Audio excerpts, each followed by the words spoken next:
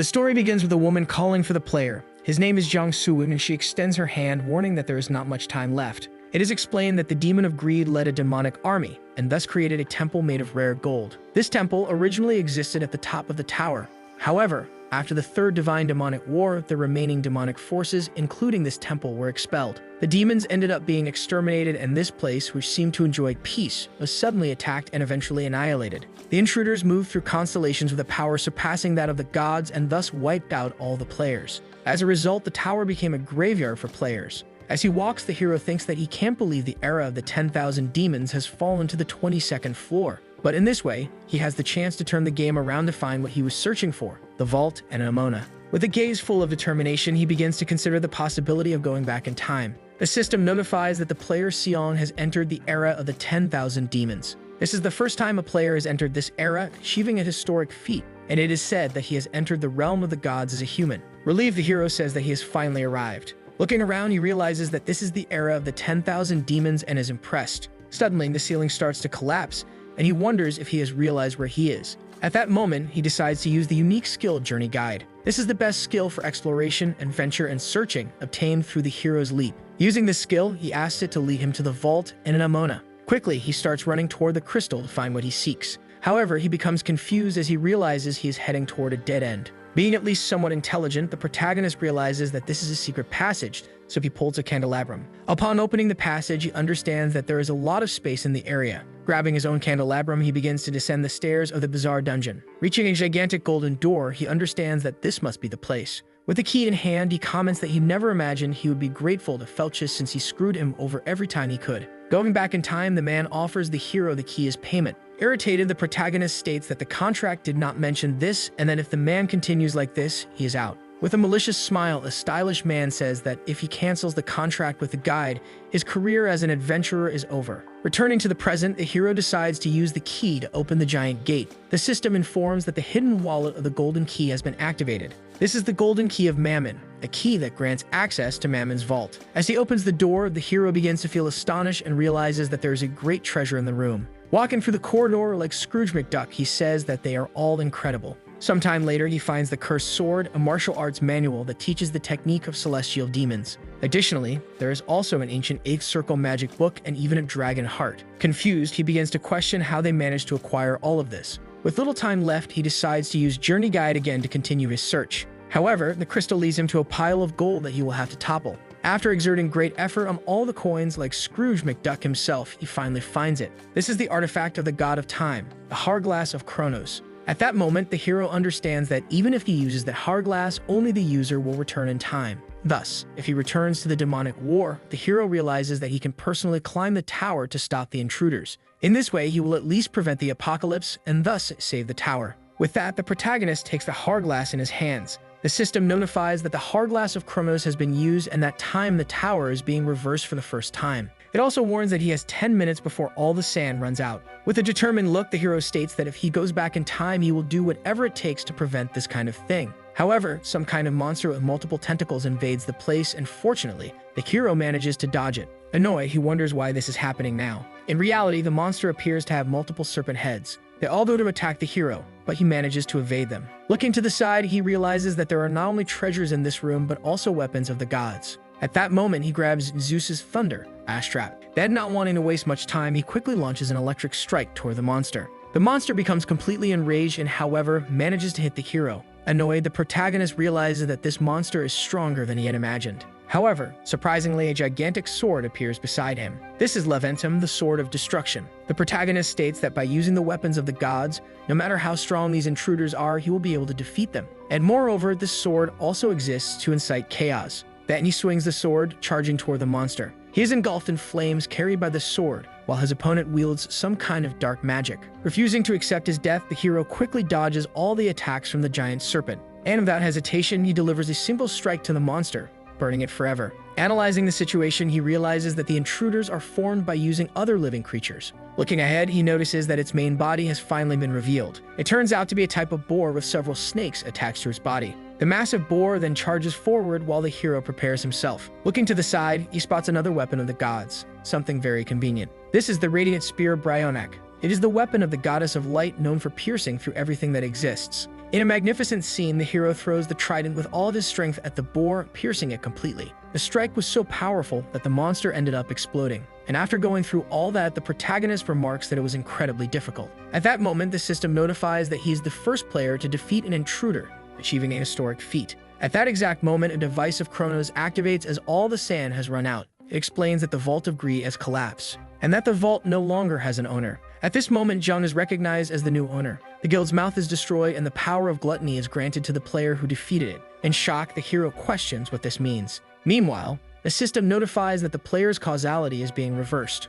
All his abilities are being erased, one by one, as well as the experience he gained in the tower. Then, after all this, the system notifies that he is returning to the tutorial. Meanwhile, elsewhere in a kind of forest, several people are gathered. One of them questions what this place is, while a girl says she is sure she was at work. Suddenly, a screen appears in front of everyone. It is the system welcoming them to the tutorial. People start wondering what this tutorial actually is. With his hand on his waist, the hero questions whether he really went back to the past. Looking around, he notices that the atmosphere is chaotic, with people arguing. Suddenly, someone grabs his arm. Desperate, the man asks if the boy knows what is happening and questions what he did wrong to end up there. Upon seeing who it is, the hero realizes that he remembers this guy. This person in particular died in the tutorial, so the boy tells him to calm down. Irritated, the man asks how he could possibly calm down and explains that everyone was dragged here for no reason. He wonders aloud if this is some kind of prank and also questions where the cameras are. Analyzing the situation, the hero understands that no matter what he says, as soon as the waves begin,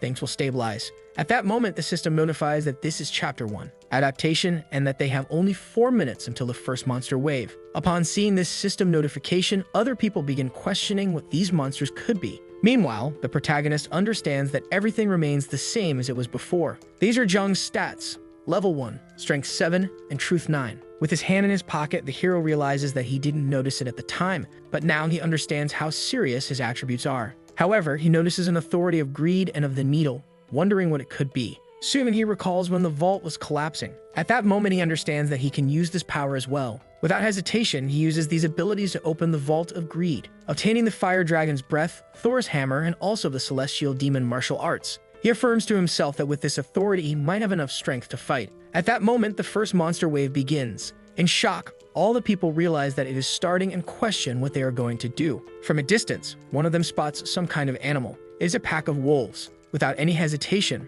all wolves charge toward the people, who start running. However, when he moves to the other side, he realizes that there is also a pack of wolves there. Thus, the entire group ends up surrounded. One of them questions whether they are going to die there. At that moment, the hero says that if they don't want to die, they will have to fight. But a man appears, questioning if they are even aware of the situation they are in. Grabbing the boy by the collar, he demands to know how he thinks they are supposed to fight these things without any weapons. However, another person steps in, asking whether the man has a better plan. This man they trust is named Kang Hyun-chul. At this moment, Jung says it's simple and explains that while he deals with them, the others should focus on defense. The big man nods in understanding, but at the same time, questions how the boy plans to fight the wolves alone. At that moment, the protagonist retrieves the 10 Paths martial arts from the vault. Suddenly, the wolf pack charges at him. Swiftly, the hero uses the 10 Paths martial arts to counterattack. Striking one of the wolves, he sends it crashing to the ground. In a frenzy, several wolves lunge at the boy, but he prepares to fight. Quickly, the protagonist leaps and lands multiple kicks, taking down all the wolves in his path. Seeing all of this, the pack is stunned, wondering who this guy is and how he is fighting like that. Even the big man is impressed, realizing that the boy is incredibly strong. He knew the hero was hiding something and that he was fighting the wolves using only his hands. He tells himself that he feels something burning inside him. Then, as he defends against a wolf, he understands that this is neither fear nor impatience. With a furious gaze, he declares that, in fact, it is distraction. In less than a second, he grabs the wolf by the head and smashes it into the ground. Everyone is impressed by the big man as well, as he managed to defeat a wolf on his own. Stammering, one of the people wonders if they can really win, and another responds that they can because they outnumber the wolves. One of them then asks if there is anything they can use as weapons. Observing the hero carefully, he realizes that the boy doesn't have enough strength to defeat the monsters. However, in contrast, he is using his technique to land precise strikes, employing a completely different fighting style. With his body trembling, the big man declares that he wants to fight alongside this man. Shortly after, the hero finishes off all the wolves and remarks that apparently he is stuck in this place. He realizes that his body is too weak to fight the way he was used to, and that he is already exhausted after the entire battle. At that moment, some kind of spider sense activates in his brain. He wonders what this feeling is as he suddenly begins to sense the gaze of an immensely powerful presence. Just then, the system notifies that the constellation of the bent crow is watching the boy. Surprised, he looks up and realizes that this bent crow is actually the original owner of the Vault of Greed, whose name is Mammon. Shortly after, the protagonist wonders if the god or demon of greed has realized his power. He understands that if Mammon discovers that he used the items from the vault without permission, he won't stay silent. And that just the fact that he used his power without permission is already enough to warrant punishment. He realizes that he barely managed to return to the past, and now his end is already near. The system notifies that the Bent Crow has discovered distorted traces of causality surrounding him, and that the Bent Crow constellation acknowledges this and remembers the existence of the hourglass. This shocks the boy. The system also notifies that the Bent Crow, at that moment, ends up smiling. In shock, the hero realizes that the man knows he used the hourglass but has not yet reacted. He finds it suspicious that there is no reaction, but it's almost as if the fear is giving him permission. Relieved, the boy smiles and declares that if that's the case, he will use his authority. Then he chooses the mouth of gluttony, which had been subdued. The authority of gluttony is granted to the player John. At that moment, the protagonist uses his authority of gluttony. However, the system warns that the target must be designated. But looking around, Seong only sees the bodies of wolves. He targets one to use his authority. A type of demonic monster with sharp teeth emerges from his hand. They lunge for the wolf, biting into it. Then the system notifies that he has consumed a brown wolf and that the nutrients have been absorbed, increasing his strength by 1 and his agility by 2. The boy then realizes that just by consuming the bodies, his stats will increase. Confident, he thinks that if he can use his authority freely, he will be able to push his physical abilities to the limit in no time. However, he soon realizes that perhaps Beelzebub, the god of gluttony, has also noticed him. At that moment, the system notifies that the hungry prince stops chewing on a wolf's thigh and looks startled. Swallowing hard, the protagonist states that he barely escaped by luck, but Beelzebub is a powerful god demon, and he cannot rely on luck. The hungry prince opens his mouth as if he is about to say something, but instead, he simply eats more meat. Reading this, Seong understands that one of the strongest demons is hesitating because of a few pieces of meat. Smiling, he realizes that this actually works to his advantage. Using the authority of gluttony, he understands that if the demon is hungry, he will let him eat as much as he wants. Upon using his authority, several monsters begin devouring the wolves. Shortly after, the system notifies that the hungry prince celebrates the sudden feast, and the boy realizes that it worked. The nutrients have been absorbed, increasing his strength by 1 and his agility by 5. These stat increases are much lower than before, as the boy notices. However, he is not too concerned with this goal of increasing his stats for now. Steven, he asks if the demon is already full. In response, the hungry prince says that this was just an appetizer. Smiling, the hero says that this is expected and that this concludes his training. Some time passes and everyone in that place successfully defeats the wolves. At that moment, they begin celebrating such an incredible achievement. The system notifies that in the first chapter of the tutorial, adaptation has been completed and that they have successfully passed. It also informs that all participants in the wave have received 50 points. Everyone seems happy with the result. A little away from the group, the hero is also pleased because no one was injured. Unlike last time when there were some casualties and dealing with more than half of the monsters must have contributed to this outcome. Seong ranks first with 220 points, followed by Kang in second place with 80 points and Yuki in third with 40 points. Analyzing the ranking, the hero remarks that 220 points are enough. During the tutorial, individual contribution points accumulate, and the more points one has, the better the rewards for passing the tutorial. Additionally, their chances of being chosen by a constellation also increase. Seong then states that, naturally, his goal is to be in first place, and that even though they pass the first wave smoothly, one thing he has realized is that, one way or another, he will need a weapon. However, he understands that if he uses Mamma's weapon with his current stats, he will undoubtedly reach his limit, and that at this moment he needs to use weapons to compensate for his own limitations, but the problem is that there are no decent weapons in the area. In that case, he understands that he needs to search the forest for something to increase his own stats, and that with their increase he should be able to unlock better treasures from Mammon's own vault. At that moment, someone calls for the protagonist. It is a girl asking where he is going, while he himself wonders about that voice, which sounds familiar. At that moment, the boy realizes that it is Yusio, who was known as Whirlwind before the regression. Seong does not remember everyone in this place, but there is no way he would forget Yusio. She was becoming famous even in the upper floors of the tower,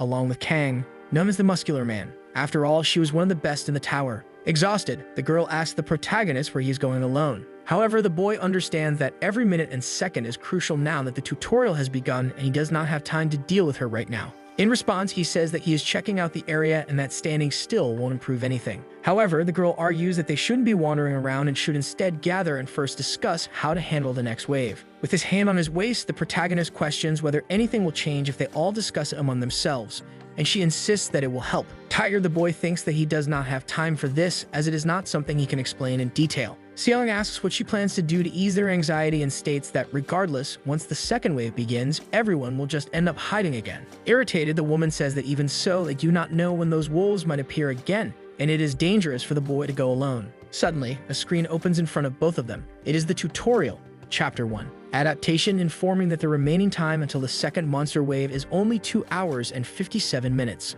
The protagonist tells her that she should go back inside and that from now on, it is better to pay attention to the message system, and that while she waits, she can also organize the discussion or anything like that. He also says it would be better if she could give him some time to look for a strong branch or something useful. Completely ignored, the girl just remains silent. Some time passes. Already deep in the forest, the protagonist has just finished off another wolf. With his hand in his pocket, he looks around, wondering why there are so many of them. He understands that this is the perfect time to increase his own stats. Quickly, he uses the authority of gluttony to devour the fallen wolves on the ground. However, the system trolls him, stating that he can no longer absorb nutrients from the same entity. The hungry prince claims he is tired of this meat while still chewing on it. Surprised, the hero realizes that the prince has grown bored of this food. However, he remembers that this is gluttony, and it is not something he can simply transform into a monster. Praying to the sky, he asks the demon to wait a little longer, promising to find something even more delicious. At that moment, the system notifies that the hungry prince swallows the crystals whole and that his eyes are glowing. Gripping his weapon, the hero says he is going to conduct an experiment.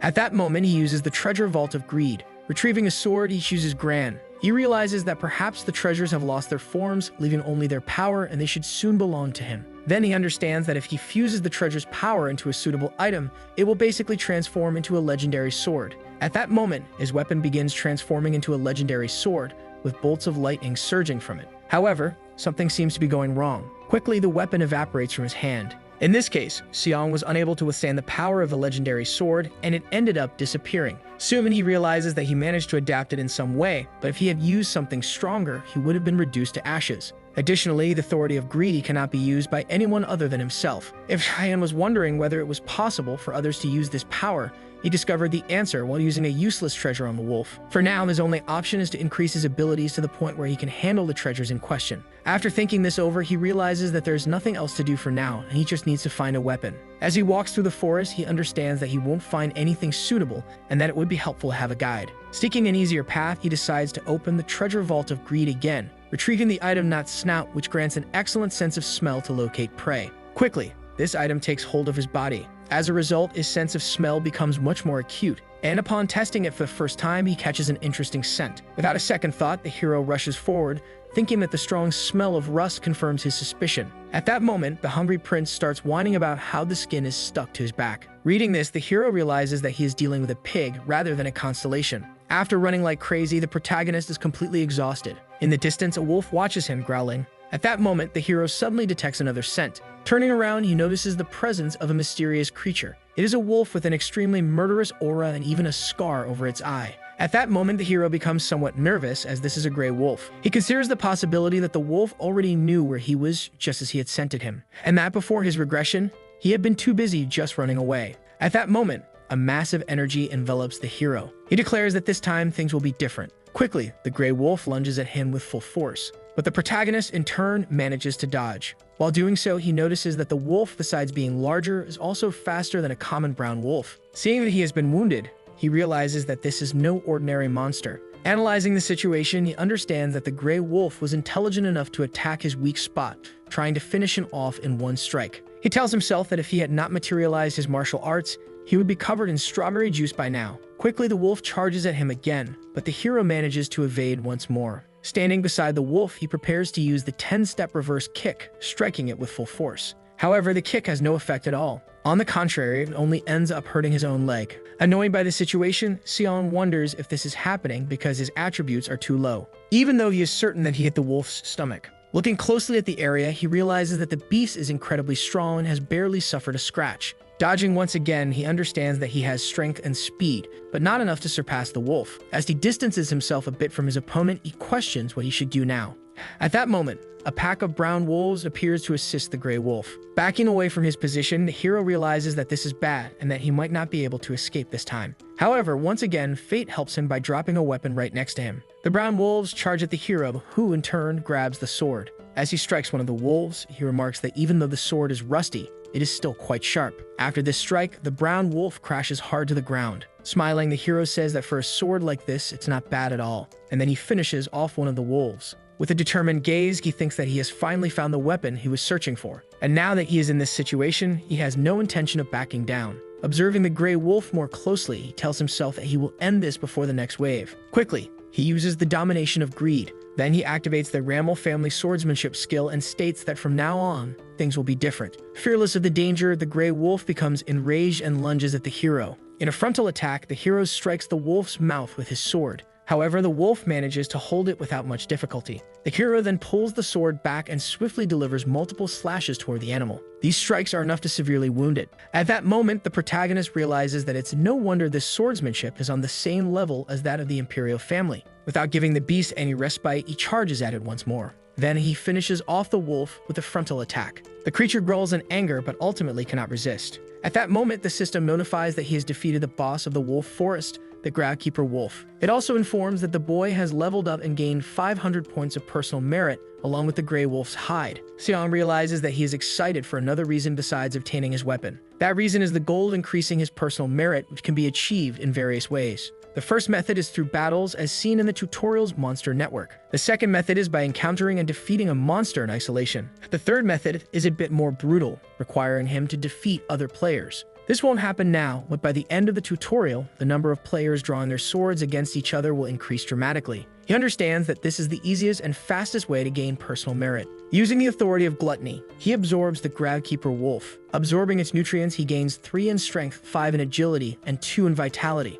At that moment, the hungry prince expresses his satisfaction with the meat, saying he expected nothing less. Before leaving, Xiong decides to check his items. He now possesses the Forgotten Hero's sword, a long sword of category B, with a poison skill, and a hero trait that increases attack power by 10%. Additionally, he has the Grey Wolf's hide, which grants charisma and the ability to instill fear in enemies, as well as the Blessing of the Wind, which increases speed by 5%. The protagonist realizes that if he handles this correctly, he might even manage to evolve to Class D. Suddenly, the bent crow stares at the Forgotten Hero's sword apprehensively, commenting that the hero is not so bad after all. Completely changing his expression, Xiong wonders how much time remains until the next wave. Opening the information screen, the system notifies that he has only 12 minutes left. Donning the Grey Wolf's hide as a cloak, the protagonist declares that he must hurry. 12 minutes later, the second monster wave begins, and the system notifies that people must stop the wave and prove their worth. As he walks through the forest, the hero remembers that he promised Yusu he would return before the second wave started. But he quickly dismisses the thought, understanding that this is a great opportunity to see how the others will react. With a serious expression, he states that he has no intention of dragging along some fools who only know how to cry and get in the way. Upon arriving at the scene, he sees several people fighting against an army of wild boars. One of the men questions what his colleague is doing, explaining that he must not run away. Meanwhile, the muscular man and the girl continue fighting against the boars without any trouble. Watching everything from a distance, the protagonist understands that it has finally begun.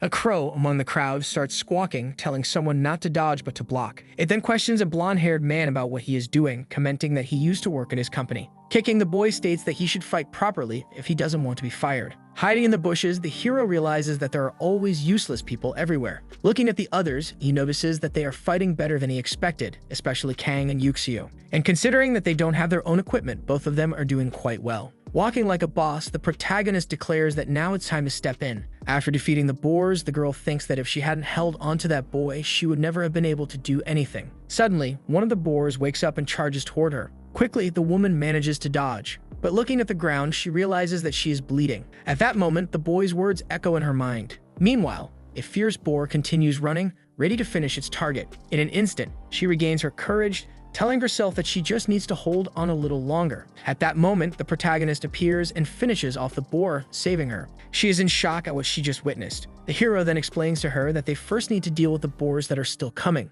With that, he opens the vault to retrieve the tendons of the superior orcs. Upon maxing out his ability, his body gains much more muscle fiber. As he prepares to counterattack, he realizes that his body might not be able to handle this. Quickly, the boy dodges with immense agility. Then, in midair, he prepares to finish his opponent with a single sword strike, and does so. But after defeating it, two more boars continue charging at him. With just one movement of his sword, the protagonist manages to dodge multiple attacks from both boars. Both the girl and the muscular man are in shock as they witness this impressive scene. Confident, the boy wonders if this was thanks to the orc tendons and realizes that he definitely feels stronger. Placing his hand on his shoulder, the bald man calls his attention, saying that he fights very well. Pointing to his employees, he comments that the boy is on a completely different level than those useless people. At that moment, the bald man makes an offer to the protagonist, asking him to become his personal bodyguard. He introduces himself as the CEO of Rowan Corporation. He says that if they make it back, he will reward him generously, and then asks how much the kid wants. A bit flustered, he also says that he will offer him a department head position in his company. Smiling, the boy says that it sounds good, while the old man begins to celebrate. However, the protagonist states that he was actually looking for a good meat shield, leaving the bald man confused. Without hesitation, the hero simply kicks the fat old man to the ground. Lying down, the bald man questions what he is doing and asks if he has lost his mind. However, the boy says that since the man is big, he can take care of the creatures coming their way. Looking behind him, the man finally notices the presence of multiple boars charging at him. Thus, the man ends up being completely trampled by the boars while the protagonist appears unfazed. Meanwhile, the girl seems apprehensive about what she just witnessed. The bent crow watches the scene with a smirk, while the hungry prince whines for more delicious prey. Sometime later, everyone has rested after defeating the wild boars. With that, the second wave is successfully concluded. It is notified that all participants receive 50 points and that individual scores are being distributed, causing everyone to celebrate. In first place is Zhang with 1080 points, in second is Kang with 180, and in third is Yuxiu with 100. At that moment, it is revealed that he consumed the brown boar, absorbing its nutrients and increasing his strength by 1 and his vitality by 2.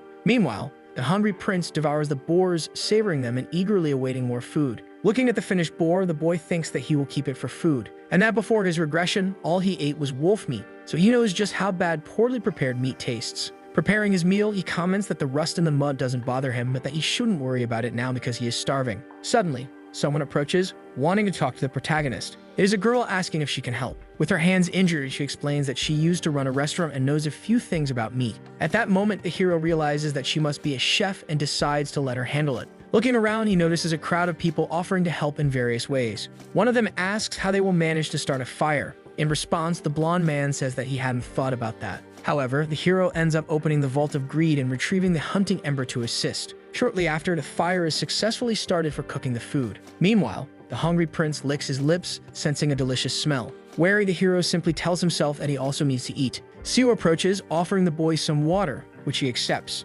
Looking at his sword, she asks if he found it in the forest. Analyzing the girl's weapon, the boy thinks she must be feeling jealous. Changing the subject, he asks if she sees the message extending and floating. Looking at the ranking, the girl notices she has 100 points and asks what that means. In response, the protagonist explains that with that amount, she could buy a sword, and that by focusing on the points, the shop menu will appear. Impressed, the girl comments that this feels like some kind of game. With his arms crossed, Seong says that to survive here, it's best to adapt quickly to this system. After browsing the menu for a bit, Siu chooses a sword. At that very moment, the sword drops in front of her. Smiling, she asks how he discovered this, and he replies that he simply adapted quickly to the situation. Sio says she can't keep up with him and calls him by his first name, which makes him curious. Explaining, the girl says that someone told her to get used to the system. Then she thanks him for letting her know. She states that she looks forward to working with him from now on. At dawn, the system notifies that there are 58 minutes left until the third monster wave. Sio then asks if everyone is ready, and one of them questions what they should do now. The girl suggests that they gather some stones to throw and provide support from behind.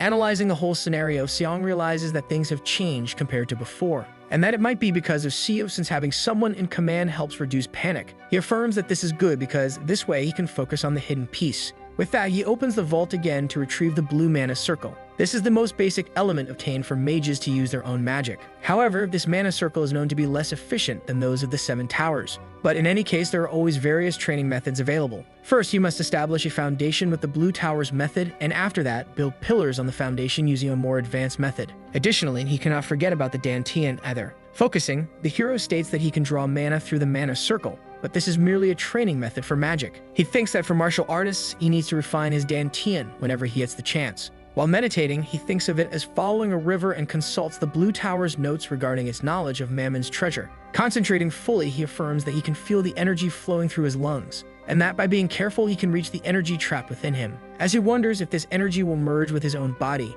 in a short time it consolidates in his heart. The system then notifies that the first mana circle has been successfully created using the blue training method, and that as a result, drawing mana and using magic is now possible. It concludes that he has reached extraordinary spellcasting and that as a reward he has received 1,000 points. The constellation 3 images of turned backs watches with wide eyes. Meanwhile, the most celestial constellation displays an expression of admiration. Nervous, he realizes that several divinities related to magic are showing interest in him. For now, only Mammon and Beelzebub are by his side, but he is not exactly their apostle. And in terms of ranking, both of these gods are by far more dangerous than the constellations that have appeared so far. At that moment, the hungry prince seems upset, saying that more guests have arrived, while the bent crow furrows his brow and retrieves a treasure from the vault. The distorted action of the bent crow catches the protagonist's attention. The crow has blocked all communications with lower-ranking constellations. Impressed, the hero understands that even for a high rank, interfering with the system this way requires great effort. At that moment, the hungry prince feels relieved as he watches the guests disappear,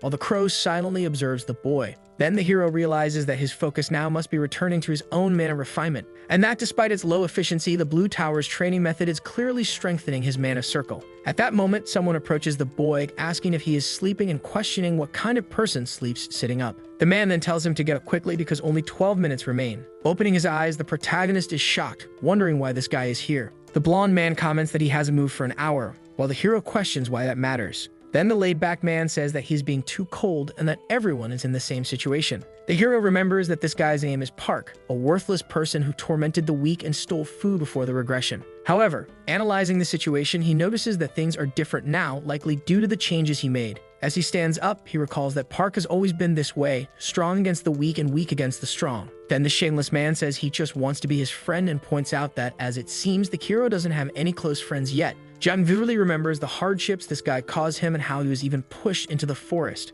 However, thanks to that, he was able to realize the power of the journey guide, which was just a result of those events. The hero then comments that the man is quick on his feet, while the blonde man questions why he's asking that. Stepping closer to the bully, the protagonist tells him that he needs to act as bait. At that moment, the system notifies that the third wave is about to begin. Everyone in the crowd prepares to fight for their lives. Seo slowly realizes that the monsters are approaching. The monsters in question are a group of monkeys wielding Paleolithic-era weapons. The group of humans uses their spears to strike the monkeys with full force. One of the men comments that there are too many creatures and asks what they should do now. Frustrated, the girl realizes that at this rate, their formation will collapse. Everyone continues fighting against the monkeys, struggling for survival. Seo then tells the bully to start now while he stands there trembling. Without hesitation, the protagonist simply kicks him, telling him to go now. The monkeys then turn around, noticing that someone has fallen to the ground. With eyes full of hunger for their prey, the group begins focusing their attention on the blonde man. At that moment, Park starts running in desperation, with the entire horde of monkeys chasing after him.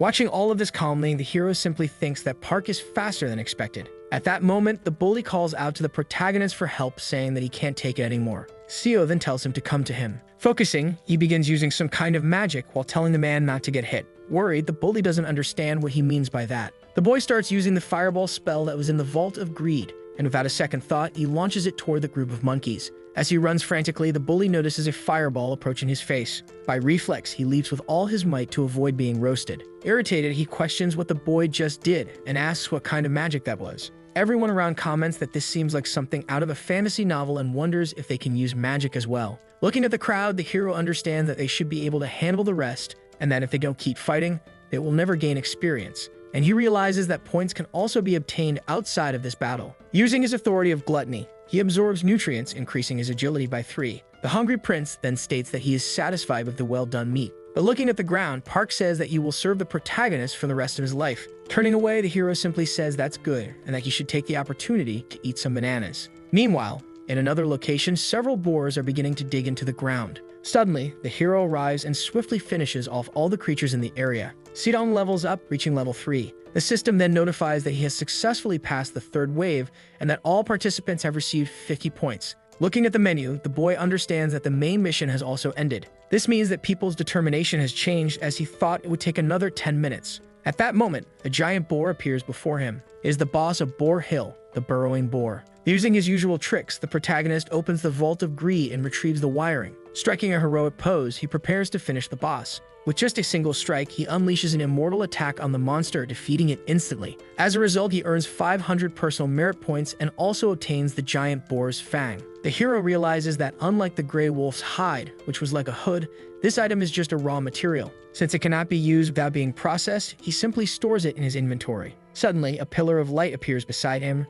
revealing the forgotten hero's tool. Confused, Xiong wonders if this is what the boar was trying to bury, and whether it has any connection to the forgotten hero's sword. However, he states that he will only be able to find out by using it. Sometime later, he returns to the village that is forming and sees many injured people. Looking around, he declares that this place is excellent. At that moment, he uses the forgotten hero's tool and the forgotten hero's sword as well. He also opens the Vault of Greed to retrieve the introduction to the Black Rock Forge. Despite his confidence, he remembers that before the regression, he had never sharpened a sword. A bald man then appears, saying that it's impressive since very few heroes are capable of sharpening a sword manually. Surprised, the protagonist asks if he can sharpen stones, and the bald man replies that he can. Analyzing the material, he questions where the boy managed to find something like this, and the boy simply says it was luck. The man states that the sword is old and rusty but still good, and that the balance is well maintained because the sword is not too damaged. Analyzing the situation, the protagonist wonders why someone like this is here and realizes that even sharpening a sword requires a master's touch. The blacksmith is so skilled that in a short time, the protagonist can already see his own reflection in the sword's blade. At that moment, he simply tosses the sword back to the protagonist.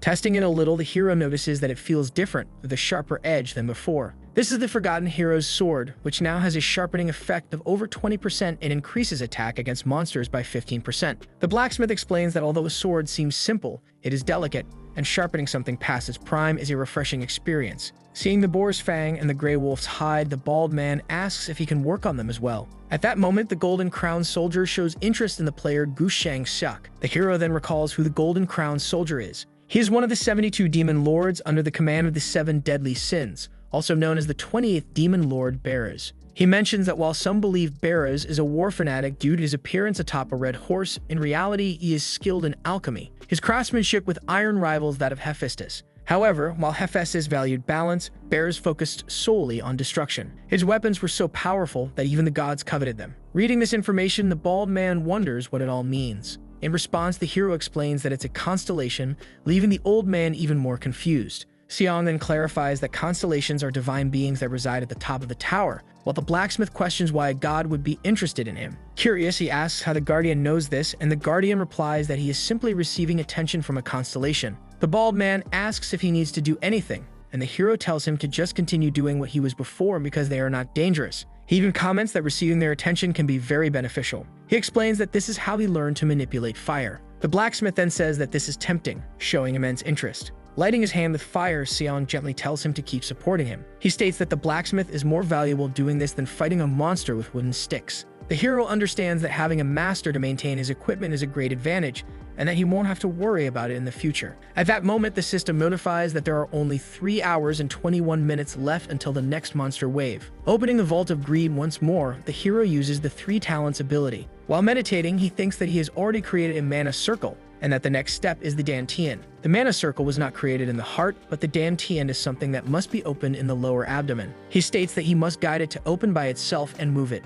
The Dantian is successfully opened, and the hero's visibility of the 3 talents increases. With this, he can now manipulate internal energy, and the efficiency of martial arts will grow with his level of internal energy. As if that weren't enough, the protagonist also receives a reward of 1,000 points. Exhausted, he remembers that only 1 hour remains until the next wave. At that moment, the blacksmith approaches, showing that the hero's sword is ready. As he stands up, the hero comments that this was faster than he expected. The blacksmith then says that he would have liked to find a refining agent, but it was easier to do it there. He then reveals the completely revitalized Grey Wolf's hide, along with the Fang dagger. He asks if the protagonist likes it, and the boy replies that he loves it. He realizes that it's incredible to craft an item without any tools, and that this is expected from someone who has caught Bear's attention. After getting dressed, he realizes that the man crafted it using the leftover leather, so he thanks him. Then he suggests to the blacksmith that he avoid direct combat and focus only on maintaining equipment on the battlefield, to which the blacksmith agrees. Only 57 minutes remain until the 4th wave, and at this moment, the protagonist thinks that the next one will be even worse. Meanwhile, at the camp, the girl says that according to Mr. Xiong, this wave will be very dangerous and that they must not lose focus. One of the group members says that even if it's dangerous, they should still be able to handle it. Looking around, the girl realizes that everyone seems too relaxed, which is a bad sign. Suddenly, Kang arrives at the scene, smashing the ground with full force. With a murderous expression, the muscular man warns everyone to be silent. The entire rowdy group immediately falls silent. At this moment, the leader in charge comments that only 1 minute remains, then thanks Mr. Kang, calling him by name. Then the system notifies that the fourth wave has begun. Several white wolves appear at the site. It is an enormous pack and people question why they are so large. Park asks if this is supposed to be happening and wonders why these creatures are so gigantic. Observing them, he realizes that he has made that same expression before when facing creatures of this size. However, he notices that the muscular man and the girl are completely different people. Then he orders the blonde man to talk less and run more. He asks if he has any objections and the blonde man simply obeys. As he runs, the pack starts chasing its prey.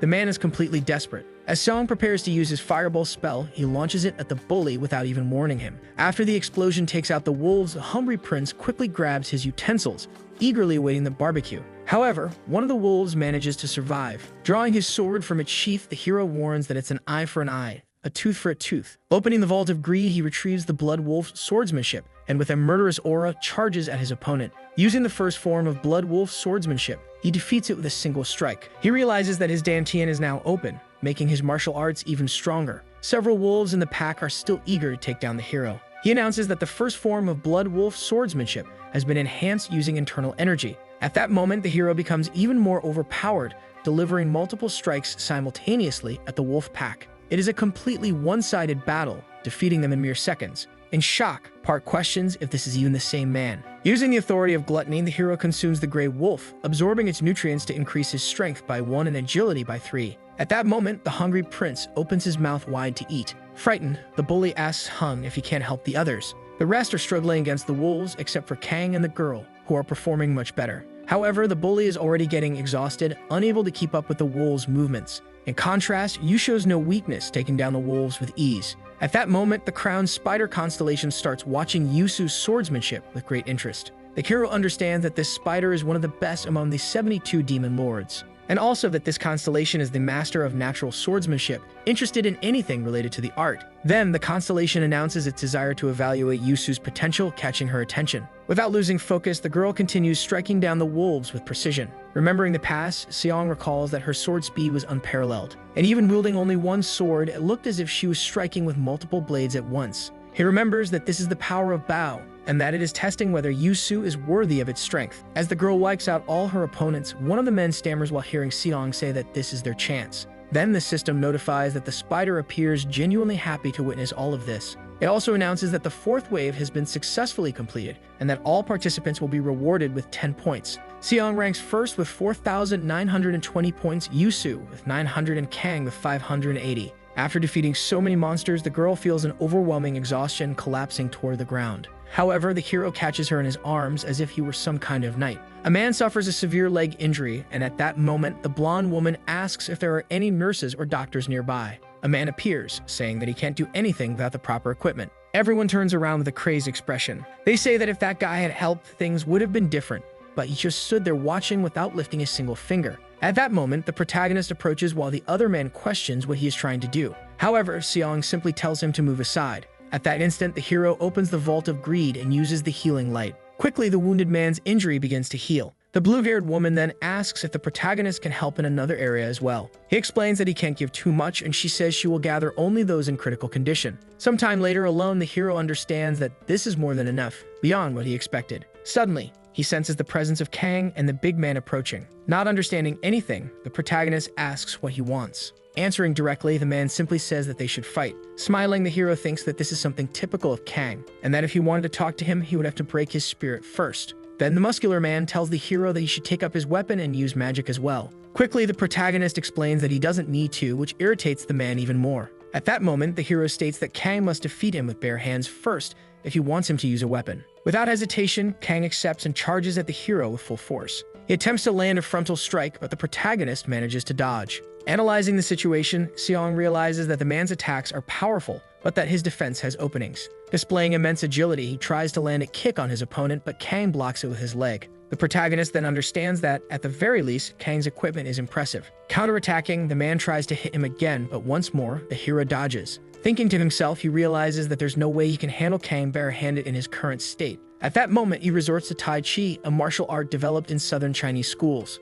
Meanwhile, the big man prepares to strike the protagonist, nearly bursting with rage. However, the boy manages to block with an open palm, and using both open hands, he redirects his strike, sending the big man flying backward. The impact is so strong that Kang crashes hard against a tree, but he doesn't give up and charges at the boy once more. Still analyzing the situation, Seong understands that in terms of pure strength, Kang is one step ahead. However, the secret of Tai Chi is not brute force, but rather controlling the energy of the surroundings with one's will. Additionally, an attack relying solely on strength against Tai Chi only ends up harming the attacker. After landing another strike and sending the man crashing into a tree, the tree itself splits in half. As a result, the man injures his shoulder and finally acknowledges his own defeat. Displaying humility, Seong approaches and uses his healing magic on Kang's shoulder. He explains that he doesn't need to rush since he is already strong enough. Extending his hand, he invites Kang to train twice a day. Without hesitation, the muscular man shakes Seong's hand and accepts the proposal. The Crocodile-verse constellation watches Kang attentively. Seeing this, the hero realizes that apparently Kang has finally attracted the attention of the constellation. Sometime later, the fifth wave begins.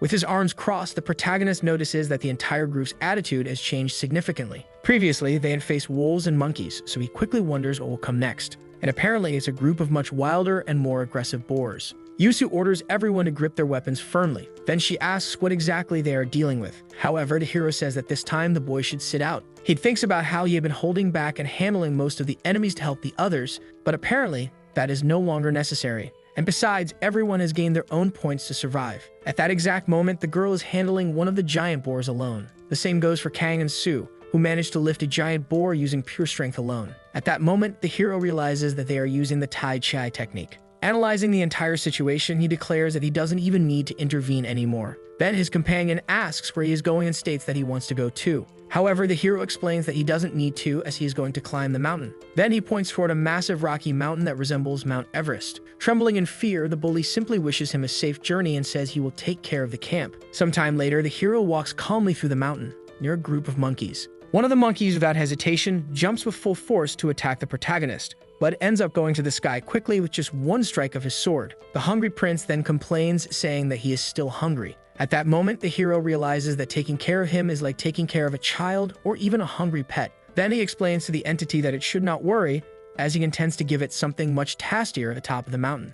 He remembers that before the regression, he would not have dared to come here. But now, with the Vault of Greed open, everything is different. At that moment, he grabs the cliff monkey. He states that with this power, he will be able to climb easily. Ripping the rocks, the hero climbs without any fear. Because with this ability, he knows where to place his hands and how to handle the wind, having the instincts of a monkey. And that without this strength, he would have fallen a long time ago. Curious, a hungry prince asks where there is food in a place like this. Then the hero says that it is about time for something to appear. Looking at a branch, he says that he has finally found it. However, when he looks to the side, he notices a group of completely frightened monkeys. They become very skittish and start screaming. One of them ends up throwing a rock at the hero, which irritates him. He jumps off the cliff using his dagger to hold on tightly. However, upon looking closely at one of the rocks, he realizes that there is a cave there, which must be used by the monkeys. Without thinking twice, he simply uses his fire ability on the monkeys, making them all fall from the mountain instantly. Upon entering the cave, he realizes that, as expected, it connects to the top of the mountain. Upon reaching the top, he notices the presence of an albino monkey holding a staff. Curious, the protagonist asks if, by any chance, it is the leader.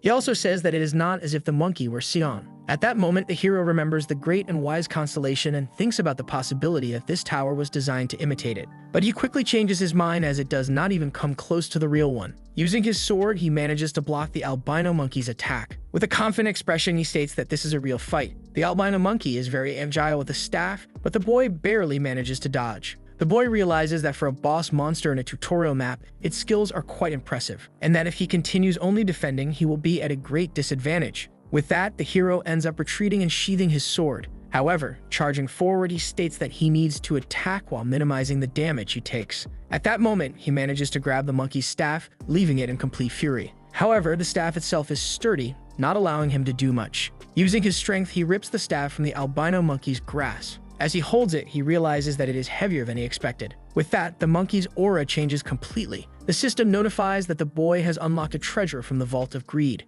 This is the weak sex staff technique, a technique created to ward off those who threaten the poor. The albino monkey becomes both angry and confused, Responding in the language of the monkeys, the protagonist simply says that this is not going to happen. Then, with just one strike to the monkey's head, he makes it faint. At that moment, the system announces that the boss monster of Stone Mountain, the cliff-climbing monkey, has been defeated. His level has increased, along with his contribution points, reaching up to 1,000 points, and he has obtained the Stone Mountain monkey's mineral stone. Interested, the hero says that he will deliver it to the elder later. At that moment, he uses his authority of gluttony to consume the cliff-climbing monkey. This way, he absorbs the nutrients, increasing his agility by 5 and his intelligence by 5 as well. The boy understands that gaining 10 points at once is thanks to greed, and that this devouring ability is incredibly good. Looking to the side, he says that now he will check on that monkey that was hiding. At that moment, he approaches the cave and enters. The system notifies that he has discovered a hidden dungeon, the training grounds of the forgotten hero. Nervous, the hero realizes that this is a dungeon from the first chapter of the tutorial, something impossible, because in a dungeon, it is possible to gain incredible rewards, especially when one is the first to complete it, as the rewards are always 1,000 times better than later. So he states that there is no reason to hesitate after having reached this place. At that moment, the system notifies that he has unlocked the Vault of Greed and the Order of the Night Owl. With this ability, he can see completely in a dark place. As he descends the stairs, the hero realizes that from the entrance to this point, a great descent begins and that this cave is inside the mountain. Sometime later, the hero arrives at a place that looks incredible. He notices that the walls and floor are covered with slash marks and then sees swords. Then he understands that this place truly lives up to the name of a training ground. Looking more closely, he notices something very strange on the wall. It is something that is part of the Forgotten Hero's sword mission. Without thinking twice, the hero thrusts the sword into the lock and uses it as a kind of key. Then the system notifies that he has received the right to challenge the Forgotten Hero. The hero in question appears to be asleep in some corner of the cave. Quickly, he rises, appearing like a kind of hologram or ghost. Nervous, the protagonist realizes that the fight has already begun. As he pulls his sword, he understands that it is not coming out of the lock at all. The system notifies that the judgment of the Forgotten Hero has begun and that only the broken sword in the chamber can be used, no other weapon. And that as soon as he grabs the broken sword, the duel with the Forgotten Hero will begin. Quickly, the ghostly Forgotten Hero charges at the boy, making a strong vertical attack with his sword, but the protagonist barely manages to dodge. The Forgotten Hero says that it has been a long time since someone challenged him. Surprised, Seong asks if there were challengers before him. Responding, the man says yes, but a long time ago. Smiling, the boy says that since the man is still there, then he must have failed. This continues in a frantic sword fight until the hero's sword ends up breaking. Smiling, the man says that he was right. Quickly, the hero grabs one of the other swords stuck in the ground to defend himself. However, the Forgotten Hero charges at him again to attack. The ghost says that his reactions are decent, but his movements are slow and awkward. He explains that the boy has experience, but his body cannot keep up. At that moment, the protagonist understands that the ghost discovered this after only crossing swords a few times. Confused, the boy questions what the ghost intends with this judgment. At that moment, the ghost says he is impressed that the boy noticed the energy sword. Uneasy, the protagonist understands that this is why no one has managed to pass the judgment, as finding this place is already nearly impossible. Looking at the hero seriously, the ghost warns that if the boy cannot overcome this, it is better to stop here. Without thinking twice, Seong pushes forward toward his opponent. He seems completely different, with much more precise and faster movements. Surprised, the Forgotten Hero asks how long he intends to keep just dodging. Seong thinks that he is right because against normal monsters, it is enough to figure out their patterns, but against him, it is not. Then he affirms to himself that he cannot just dodge or block, leaving him with the option to open the Vault of Greed to use the Teiji sword. At that moment, the ghost charges forward with full force to defeat the hero, but his attack ends up being blocked. Then he realizes that the sword he is using ends up cracking, so he discards it. He says that the hero's movement was not enough, but soon notices that he is getting closer. The protagonist has his eyes completely focused, prepared to finish his opponent. With that, he uses the third stance of the Blood Wolf sword technique, executing the Blood Wolf strike. This attack is strong enough to shatter the man's sword, who admits that it is impressive. The Forgotten Hero says that such a technique would be impossible without great experience. Soon, he thinks that the boy must be hiding his strength because he sees no signs that he has learned the soft sword technique. The hero understands that this is obvious because he opened the treasure vault and gained that power just moments ago. Looking at the sword beside him, he wonders how this judgment ends. Responding, the man says that naturally he has passed as he managed to disarm him. He also says that with this level of potential, he doubts that anyone will ever be able to take the sword from the boy. Looking back, the hero understands that this must be the power the Forgotten Hero has been waiting for all this time. At that moment, he approaches the lock to claim his reward. Then the ghost tells him to endure, as the sword is recognizing him as its owner. Surprised by what the man said, the protagonist thinks that it must be at least an A-rank weapon. Thinking this, he puts in all of his strength to pull it out. He tells himself that it is best to grit his teeth and endure until the end. With that, he ends up spitting out his strawberry juice from his mouth due to the sheer effort he is making. And after some time, he finally manages to pull out the brand new sword. Looking at it carefully, he understands that this is the true form of the forgotten hero's sword. Smiling, the ghost says that it looks like he will have trouble with it for now, but he should overcome it soon. Disappearing completely, he says that he hopes to see him show something even better in the future. At that moment, a notification appears stating that he has conquered the secret dungeon, the training grounds of the forgotten hero. Additionally, it informs him that he has leveled up, achieving a historic feat, and that, as a reward, his personal contribution points have increased by 20,000. Impressed by the boy's achievement, the bent crow ends up jumping from his own seat. A short time later, they are notified that the 6th wave is beginning and that they must stop the wave of monsters and prove their worth. The leader tells everyone to maintain formation since they have the advantage and nothing to fear. Kang, meanwhile, is fighting the monsters with his bare hands. Pulling her cape, the girl says that the protagonist has been missing for a while and asks if something happened to him. Kang remains silent, completely ignoring her. She says that she cannot wait any longer to look for the boy and asks if the muscular man will come with her. Replying, the man says that it will not be necessary at all. Shocked, the heroine asks if he is not worried, since without one of them, they would have already lost. Arms crossed, the muscular man explains that the guy is not weak enough for people to need to worry about him. Seeing the screen displaying 28,000 points, both are impressed, and Kang comments that he is probably doing something they cannot even imagine. Completely astonished by what she just saw, the girl simply agrees. A short time later, the hero ends up waking up already on the cave floor. He feels a very strong pain in his chest. He wonders if this is the cost after drawing the sword and understands that all his internal and human energy was drained at once. Looking to the side, he realizes that he is eager to unleash the sword, but needs to replenish his dantian. With that, he decides to meditate to restore all his chi or internal chakra, for example. However, at that moment, he starts noticing something strange happening. Looking back, he sees a kind of gigantic energy pillar. He is notified that he has unlocked the Vault of Greed, gaining the Black Mana Circle. Additionally, he received the boundary-breaking heart technique, a secret heart technique passed down for generations in the Manga clan. After receiving his reward, the hero continues meditating without any problem. The system announces that everyone has successfully passed through the 6th, 7th, and 8th waves. With that, he realizes that at least a day has passed since he left the camp and feels relieved to see that everyone managed to hold their ground without him. But he remembers the final challenge of Tutorial Chapter 1, the 10th wave. And as expected in the last wave, the level of the monsters will increase brutally. As he stands up, he understands that, apparently, he will have to prove his worth at the camp for some time. The system notifies him that he has successfully accumulated internal energy in his dantian, and that all martial arts he uses will receive a boost. Seeing his magic grow so much, he thinks that evolving this much in less than 2 days is insane. At that moment, he obtains the rock-splitting sword, Durandian of Salada, a B-rank sword. Impressed, the hero says that he cannot believe that this sword was lying dormant in the first chapter of the tutorial, something quite surprising. And that, even before his regression, the sword was just a rumor, as no one had ever found it. Sean comments that the reason his amulet was completely shattered must be because his power is not sufficient. At that moment, the system notifies that the time remaining until the 9th wave is only 24 minutes. The hero understands that he needs to hurry,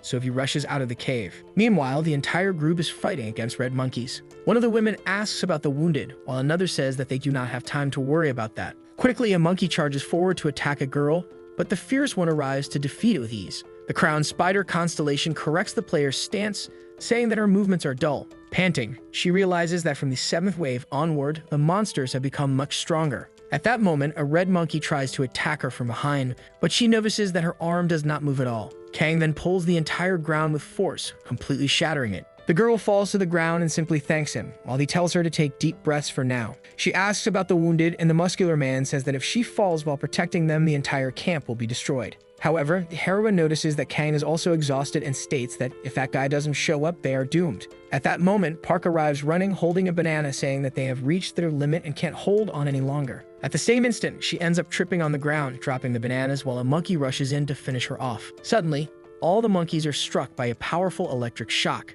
The crowned spider constellation bows to the demon god. Meanwhile, the old woman riding the crocodile constellation also bows to the demon god. It is the protagonist who is using his lightning magic, frightening all the red-haired monkeys. Upon seeing the hero, Park starts tearing up with joy. At that moment, the protagonist is using lightning chain to attack all his opponents. Looking around, he thinks that Yusiu and Kang held their ground well, but wonders what Park is doing among them. At that moment, the donkey-headed thief constellation laughs and points at the player Park. Many people start to be impressed by the magic and by the hero's arrival. They then announce that he is the Blood Wolf. However, the boy is extremely confused by this nickname. The bully then asks if he likes the title that he himself gave him. Excited, He says that the smell of red juice spreads every time the sword is swung while wearing a wolf fur cape. Upon hearing this, the hero becomes extremely irritated, as a player's title is very important, and it was given by a bully like him. The system notifies that they have successfully passed the 9th wave. Seong ends up in first place with 41,000 points, Yu with 4,800, and Kang with 4,700.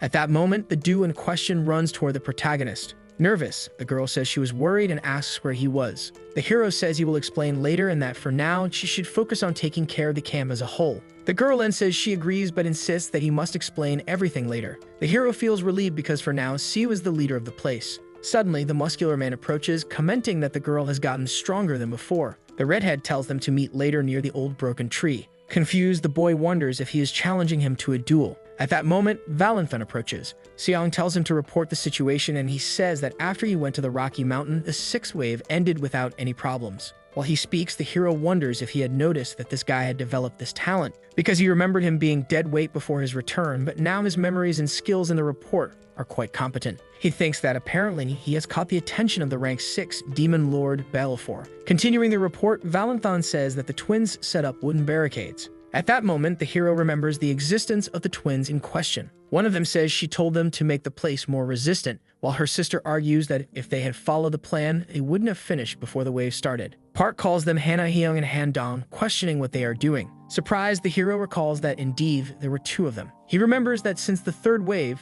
he had been impressed by how well they moved to fend off the monsters. He understands that because they are twins, they stood out even more. Upon seeing the protagonist, both blush, saying that he is the Blood Wolf. Seeing this, the hero is in shock as he still hasn't gotten used to this horrible nickname. Then he gets irritated because Valenthan gave him that name all on his own without consulting him. Arms crossed, he says they did a good job and asks if they bought the equipment with their points, to which one of them replies yes. The other says they need more wood and won't have time if only the 2 of them prepare everything. The hero thinks that wooden barricades won't do much against the 10th wave. At that moment, the black bird watches one of them while the giant bird constellation spreads its wings toward the other player. Seong recalls that 2 demon lords are watching over them and realizes that both have skills in construction and fortification. At that moment, the protagonist declares that he will take care of the wood, making both of their eyes shine. Celebrating, they say that the Blood Wolf is the best. Sometime later, the quartet begins entering the forest. The hero then unsheathes his new sword. One of the twins asks if he is going to cut wood with a sword, while the other questions if he doesn't want an axe. However, the boy responds that he is fine. Then with just one sword strike, he manages to cut the wood in half. Observing carefully, he states that as things are now, this is his limit without using internal magic. He notices that the sword was able to damage the rock, but if the master's power is insufficient, it cannot even cut a tree properly. Closing his eyes, he states that he still has a long way to go. Upon opening the vault of greed, he grabs the sword, but the 18 strikes are swelling. Then, with just one blow, he manages to cut the wood perfectly, making it fall to the ground. Everyone is impressed by the hero's strength. The system notifies that through internal energy, according to the sword's ability, the 18 strikes have been enhanced. With that, the boy moves towards several trees, deforesting the entire forest. Looking around, the boy says that he does not need to worry about transportation because someone will take care of it. Sometime later, he becomes exhausted from carrying all the logs by himself. The boy thinks he was joking, but he realizes that the blonde guy has already moved 3. Soon, he remembers that he was going to lead all for him to do anyway. The serious student states that he has now finished everything with the twins and should focus on something else. Then he heads toward the wounded, who are under some kind of tent. The blue-haired girl says she will heal this person and then take care of the next one. At that moment, the boy remembers that he has talked to her before whenever they were on the front lines treating patients. She heals everyone without anyone to help her. The bloodstained lion ends up licking all the red juice around that specific player. She was chosen by the great commander of Hell, Marvis rank 5. This Marvis in question has the power both to cause and heal diseases. At that moment, the protagonist appears, asking them to divide responsibilities. He comments that he will take care of patients with severe external injuries and that she will handle those with internal injuries. At that moment, the healer simply stands up, saying that she understands. Then the boy immediately opens the guild vault, using the healing ability. Impressed, the girl says that the boy's abilities have improved. Meanwhile, Cheyenne thinks that they healed the second circle spell, which is much stronger than the first circle one. Then he tells the girl that she will be better than him. He explains that the constellation she made a contract with is very powerful. Upon seeing this, the lion constellation touches its mane, feeling satisfied after being praised by a human. Sometime later, the protagonist tells her that she can call him again if she needs help. As he walks through the area, the hero notices that the camp's structure has become more solid than he expected. He is surprised by how much things have changed while he was at the Rocky Mountain. A short time later, he calls for the old man. He understands that the equipment Yu and Kang we're using must have been made by Shang and Siak. Quickly, the old man notices the hero's sword, questioning its story. Impressed, he says he wondered where he had gone and that, apparently, he has returned with a masterpiece. Changing his posture, he says that this sword probably won't even need sharpening. However, the protagonist shows him a stone, saying that he should take a look at it. At that moment, the old man says it looks like a very unique mineral. It is the hazel stone which the boy obtained after defeating the monkey boss on the Rocky Mountain. He explains that he was thinking of making armor with it, and the blacksmith comments that he has already made weapons for everyone in the camp. Then Seong asks if he can train before the first wave. Looking at the remaining time, the old man comments that he has a little leeway and asks if there is any reason for the rush. As he leaves, Shang simply says yes.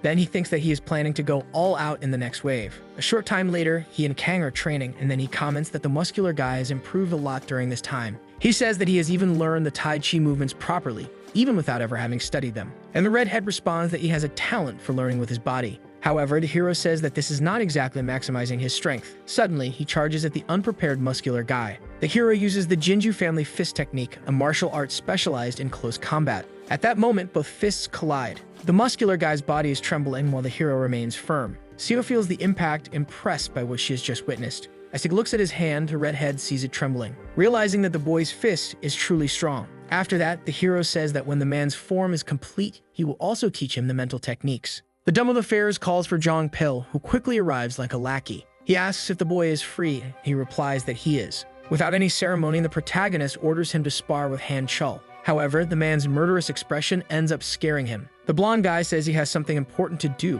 while the hero tells the redhead to use him however he wants. Then he decides to grab him by the collar and drag him mercilessly. At that moment, the donkey-headed thief constellation ends up rolling on the ground, laughing uncontrollably at the situation. Sometime later, the hero is training together with Yu. He notices that her style is very different from Kang's and that she knows how to make the most of her strengths. However, he tells her that her technique is good, but it lacks power. He explains that it is fine when facing many weak monsters, but when fighting a strong monster alone, just speed and technique will not be enough. Upon hearing this, the crowned spider constellation nods in agreement. The girl then agrees with what the protagonist said. Seong says that every time he leaves the camp, he faces boss monsters, and they are much stronger than the normal ones that appear in the waves. He comments that he predicts a boss might appear in the next wave. However, this is not just a prediction, but he cannot tell the rest, leaving you to figure it out on her own. Smiling, the hero says that from now on, he is counting on her to lead the camp. She smiles back, agreeing. Only 5 minutes remain before the 10th and final wave begins. Seong is wearing the Red Wolf armor, increasing his attack by 10% and instilling fear in monsters. The hero tells the old man that he has exceeded his expectations. Then the crowned soldier constellation states that the technique used in the armor ensures its quality. At that moment, the boy asks the old man to take shelter. But even so, he wants to see his masterpiece shine. Giving a thumbs up, he says he knows the boy won't let a single fly pass through the area. The hero just asks him to stay safe behind everyone. At that moment, the system notifies that the 10th and final wave is about to begin. A gigantic pack of crimson red wolves arrives, along with the insane monkeys as well. They realize that they have already faced these bosses before and start feeling confident. Upon seeing the boar, one of them questions if there aren't too many monsters. At that moment, the leader explains that since they have already defeated these monsters once, they should stay calm and form a defensive line around the barricades. Suddenly, that wolf boss appears. Its name is Hanyu, the Red Fang. The girls are completely terrified. Besides him, Pagmolar, the Red, and Claw Reaper Red also appear. At that moment, the group finds themselves surrounded by several powerful monsters. Worried, they ask the leader what to do now. Stammering, the girl starts thinking. With no time for that, the hero charges forward at full speed, so quickly that he strikes one of the monsters with his dagger. The Red Wolves end up being terrified due to the effect of the Red Wolf armor. With a completely different aura, the protagonist calls for Yu and Kang, telling them to snap out of it. This is the power of Speed Chain, which has been enhanced due to the materialization of the Black Tower. The hero launches this technique against the Grey Wolf, which ends up feeling its effect. He realizes that the wolf is much weaker, but then he quickly understands that, in reality, he has become much stronger. In front of him stands Hanyu, the Red Fang, who has entered Berserker mode. As he watches his opponent approach, the boy thinks that this attack just took out half the field in a single strike. But now, at this moment, he knows the patterns of his opponent's ability. With that, he charges in for a frontal attack using his sword. Then quickly, he dodges the wolf's attack. Jumping over it, he manages to strike it directly on the head. After defeating it, the system notifies that he has received 4,000 personal merit points, as well as the item Hanyu's Fang. With that, he uses his authority of gluttony to absorb it, increasing his strength by 5 and his agility by 10. Seeing their leader die, the Red Wolves become even more frightened. Then the protagonist asks a random person to take care of them, and he moves on to fight other bosses. Meanwhile, Kang is facing that giant boar head-on. Seeing this, the hero realizes that he is fighting purely with brute strength, as that is his style. At that moment, Pagmola the Red uses his earthquake ability. Then quickly, the muscular Russian punches the ground, producing the same effect. In this case, he neutralized the earthquake by using another one. At that moment, the hero tells him to use Jinju Yonga's fist first form. Grabbing his sword, he asks Kang to follow his lead. Quickly, the hero uses his agility and manages to get behind the monster. At that moment, he uses the first technique of the Jinju fist, landing a powerful punch to break its horn. With that, Kang's Hanxi fist was improved, and he charges forward to attack the boar head-on. With a series of punches, he manages to defeat it without much difficulty. Afterward, he is impressed with his own abilities. He wonders if blessing means being supported by a constellation. Seong explains that it does, and that he will eventually be able to use this power without the influence of constellations. Using the utility of gluttony, the boy absorbs the nutrients, increasing his strength by 5 and his stamina by 10. Then he asks Kang if he can take care of the rest of the boar, to which Kang agrees. Heading toward the rocky mountain, the protagonist affirms to himself that the trial is not over yet. At the same time, the girl is telling everyone not to be afraid. She asks the wounded to retreat behind the barricades. Moving toward the mountain, the hero thinks that Yuxiu is better than he had imagined. However, when looking back, the protagonist notices Park running away from the monkeys while holding a banana. Shocked, the boy questions who this guy is and why he is always so strangely useful. The girl notices that besides fleeing, he is also stealing equipment from the red monkeys. She understands that, apparently, he has learned the theft skill from the 6th Demon Lord. Back at the camp, the monkeys are enraged, while the leader orders a retreat and says she will handle the named monster. At that moment, the protagonist appears, and shocked, you ask why he is here. The hero responds that the other areas have already been stabilized and that they should take care of this guy. Quickly, both grab their weapons and charge toward the monkey boss. The hero realizes that for someone with 2 swords, a monster with a shield is quite a challenge. In this situation, he understands that the opponent is very clever, making good use of the shield. Observing the girl, he notices that she wields her sword well, but her legs do not keep up.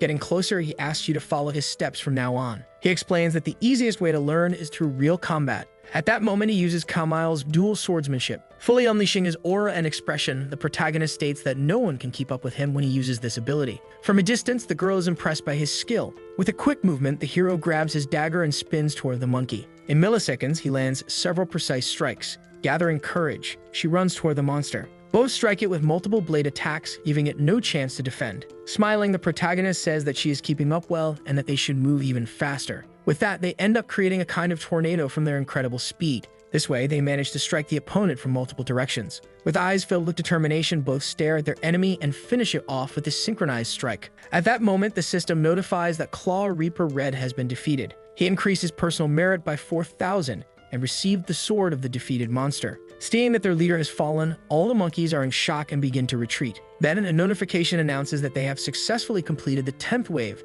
and also the first chapter of the tutorial. The twins start celebrating on their own, saying it was a job well done. However, the hero does not seem very happy and thinks that it is too early to celebrate. Everyone appears exhausted from the battle while checking their menus. Arms crossed, Seong announces that they must travel across the plains to reach their destination, with only 167 hours remaining. After he announces that they are leaving this place, everyone is shocked and asks why, since they were just getting used to it. The hero recalls that the first chapter was meant for adaptation and, as expected, people adapted and survived with great determination. He understands that it is natural for it to be difficult to leave a place they have just adjusted to. The red-haired girl then asks where they are going and if, by any chance, it is a village. However, she questions the presence of monsters, while another person comments that they are capable of handling anything like that. Upon hearing this, everyone agrees, saying that if they pass this test, the rest will be nothing. Impressed, the hero understands that thanks to the twins, the atmosphere has improved a bit. He quickly realizes that they were the ones who helped the whole time. The post-war cleanup of this wave was handled quickly. People worked together harmoniously. The kitchen gathered meat from the monsters, and the remaining task fell to Shang and Siak. It ended up being a lot of work since there were many monsters, but by working together, they resolved it quickly. With that, the hero remembers that before his regression, things were very different. The atmosphere was worse, and the camp was poorly managed. Looking closely, the protagonist notices that the twins are scared despite acting brave. At that moment, he approaches, and one of them calls him the Blood Wolf. This completely demoralizes him since the title is not just a nickname, but something extremely important. The girls then ask what he wants. Awkwardly, he simply thanks them for what they said earlier. Quickly, their expressions change to a look of mischief. They explain that it was nothing and that they won't make a fuss about it. Annoyed, the boy asks if they want anything else. Then both of them say yes, if it's not too much trouble. Later that day, they show him a place filled with several sacks. Seong asks if they are for bodies, and one of them is shocked, saying they are meant for sleeping. He realizes he hadn't noticed this before since he had kept his distance. They explain that they need to carry this equipment, emergency rations, and much more, and that if they made a cart,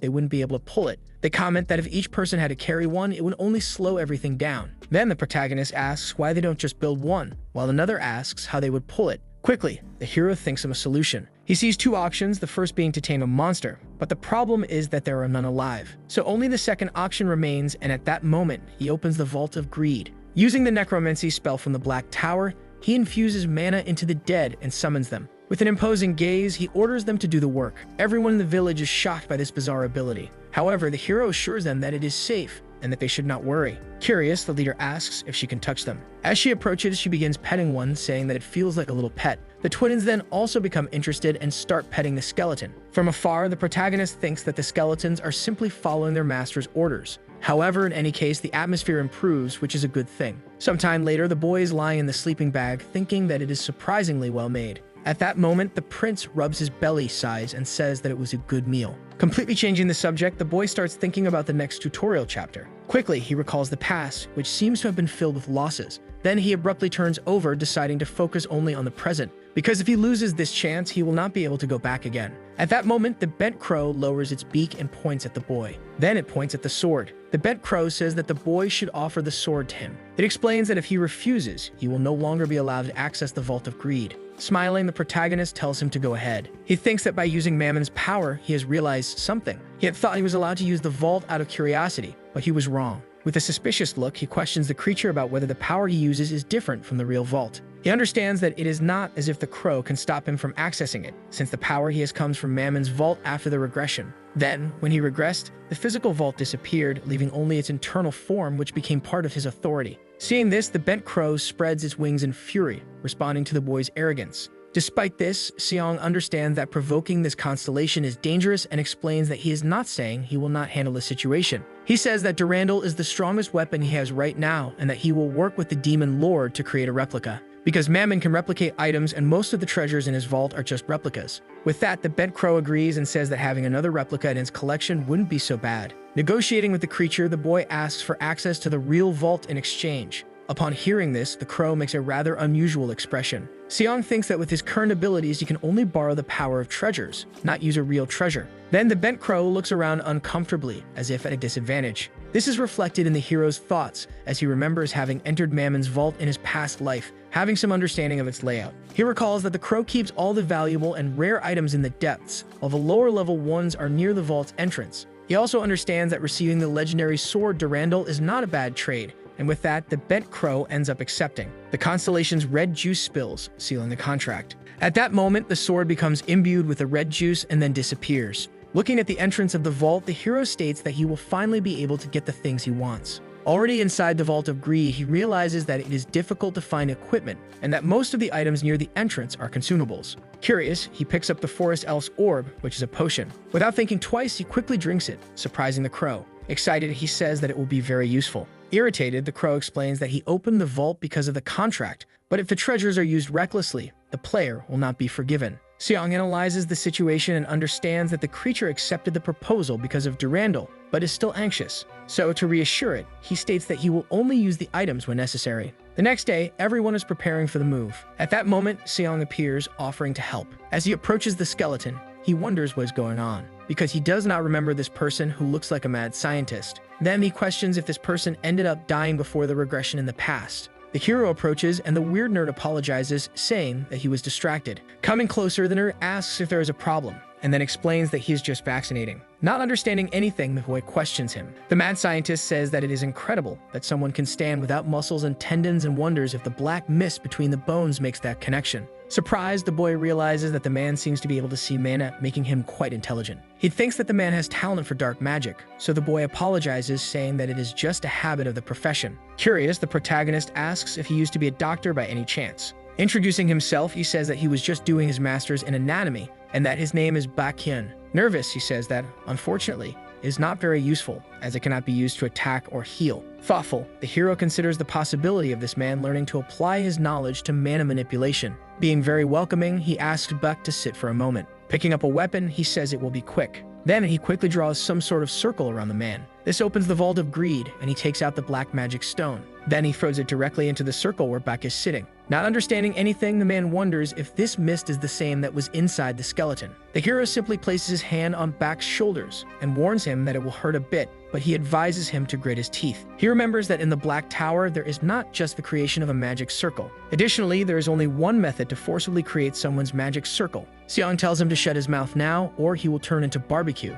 At that moment, he begins using his magic to force the creation of the magic circle within the man. Being very observant, the hero understands that the man's quick reaction shows that he has talent, and he thinks that he must be feeling his heart being compressed, and that if he were weak, he would have already lost consciousness by now. With a proud tone, the hero says that the man endured well, but Beck seems to be in complete shock. Seong understands that it was fast and that Beck is absorbing the high-level mangacap's energy very quickly. He seems completely exhausted. Smiling, the hero congratulates him on his hard work. Then he ends up summoning another weird skeleton. The scientist then tries using magic to control it, and surprisingly, he starts dismantling it. The hero understands that he is reconstructing the skeleton from an anatomical perspective. He thinks that it is slower than his method, but it is much more effective and solid. At that moment, Beck uses the turn Rise to bring the creature back to life. Quickly, the skeleton responds to his call and stands up. Then the constellation, the horse that crushes deaths, stares at player Bach with great interest. This is Kamigan, the fourth demon lord, the great Marquis of Hell. He understands that this is the birth of a necromancer.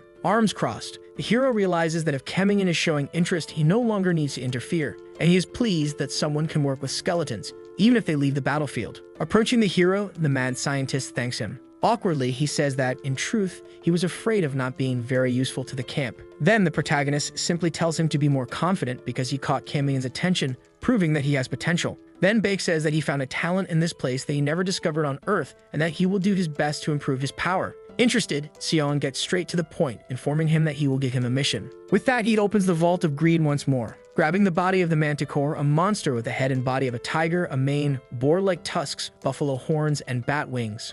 Shocked, the man wonders what this means. Then the hero explains that he must try to make it rise before the end of the tutorial. The Anticeria is a rare monster found only on the 40th floor of the tower, and if he can create an Anticeria, he will be the strongest in the camp. Sometime later, they are notified that they have only 151 hours to move across the plains. Arguing, one of the twins says that her cart is faster than her sister's. Meanwhile, the hero thinks that both carts are great and that the twins are doing very well too. Additionally, he notices that Beck is losing to Kamigan and necromancy. Then he affirms to himself that he hopes things continue going well because there will be a monster ambush in this plane. However, he soon realizes that he does not remember exactly where it will happen. Suddenly, he calls for Jong Pil, who quickly responds. At that moment, he orders him to scout the surroundings. However, Park argues that everyone is already looking ahead. Then Seong points out that he should go a few kilometers ahead. Irritated, the blonde guy says that his legs may be fast, but he is not a sprinter. So the protagonist loses the argument, understanding that the blonde guy has a point. Changing his plan, he decides to grab a bone from the sack.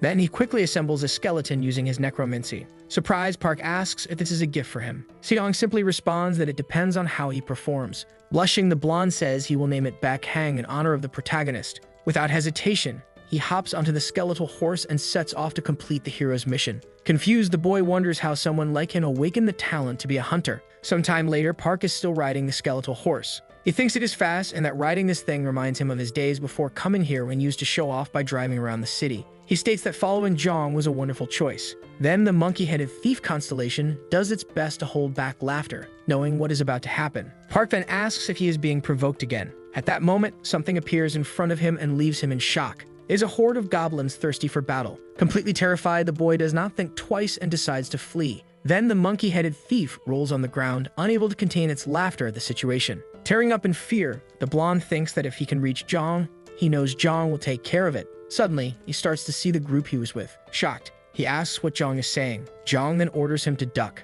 Being quite smart, the blonde manages to read lips and understand what is being said. But when he sees the fireball forming in the hero's hand, he wonders if Jong really thinks that ducking will help. Then, without thinking twice, the protagonist launches a little fire ice cream toward the goblins, defeating them. Proudly, he says that there is nothing better for handling multiple enemies than this. The leader then appears, ordering everyone to hide behind the carts, because at that moment, they are under attack. The blonde girls hide behind the carts while Jong calls for Yuxiu and Kang to follow him. Both comply without hesitation and head toward the hero. At that moment, Jong decides to use his broad shield to protect them. He also amplifies the power of the lightning chain. Kang uses open war, and Yuxiu uses the first leg of the tarantula. All of them charge toward the goblins, landing multiple different attacks. The group members are surprised by the level of skill on display. Excited, both fighters say they should not be impressed, but should help instead. At that moment, the entire carriage group charges toward the goblins in a frantic battle. The green monsters themselves begin to feel fear. Then the exoskeleton controlled by the mad scientist also appears.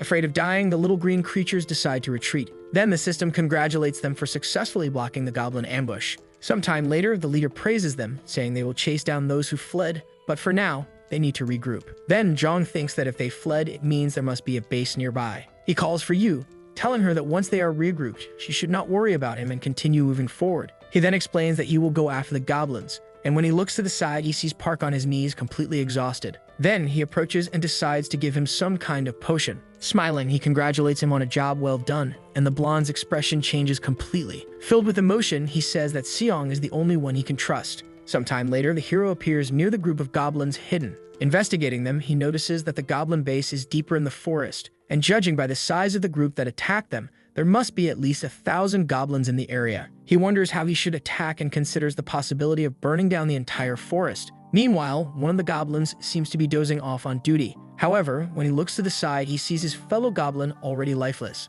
Sion appears behind him with a terrifying aura, saying that he will be joining his little friend. Then he strikes him from behind. This was his stealth technique from Hugh Kurga. Looking back, he hears a strange noise. Moving stealthily, he quickly runs to hide behind a tree. A group of goblins appears, holding various sharp weapons. The system then notifies that the protagonist has discovered a hidden dungeon called the Path of the Cunning Goblins. Looking around, Sion understands that for goblins, they built this place quite well, and that the most luxurious room must belong to the boss. Analyzing the group, he realizes they must be in a panic now since all the perimeter goblins are gone. However, when he looks to the side, he notices a group trapped in a cage. They are humans. Sion understands that these people might have started the tutorial in this place. He admits that he feels bad for them, but saving them would be absurd. At the same time, a goblin is patrolling the perimeter. The hero slowly approaches the area, and without hesitation, he heads straight for the short Verity, attacking him fatally. With that, the authorities grant him gluttony to devour the goblin, but the hungry prince complains that the taste and quantity are disappointing. After defeating the short Verity, the hero enters the area he was guarding. Then he comes across several hidden weapons and armor. Looking around, he notices that there are some pretty decent weapons. With that, he takes out the dimensional bag from the Vault of Greed to collect all the weapons. He understands that obtaining items of this level in the tutorial is no easy feat. It is almost like a watered-down version of Mammon's vault. At that moment, the bent crow frowns, offended by the comparison between this horrible vault and his own. Walking through the area, he notices an open chest. Inside, there are several mana stones. Analyzing them closely, he says that this is perfect. Quickly, he thinks of a great way to deal with all these goblins. Meanwhile, one of the goblins is scolding the others.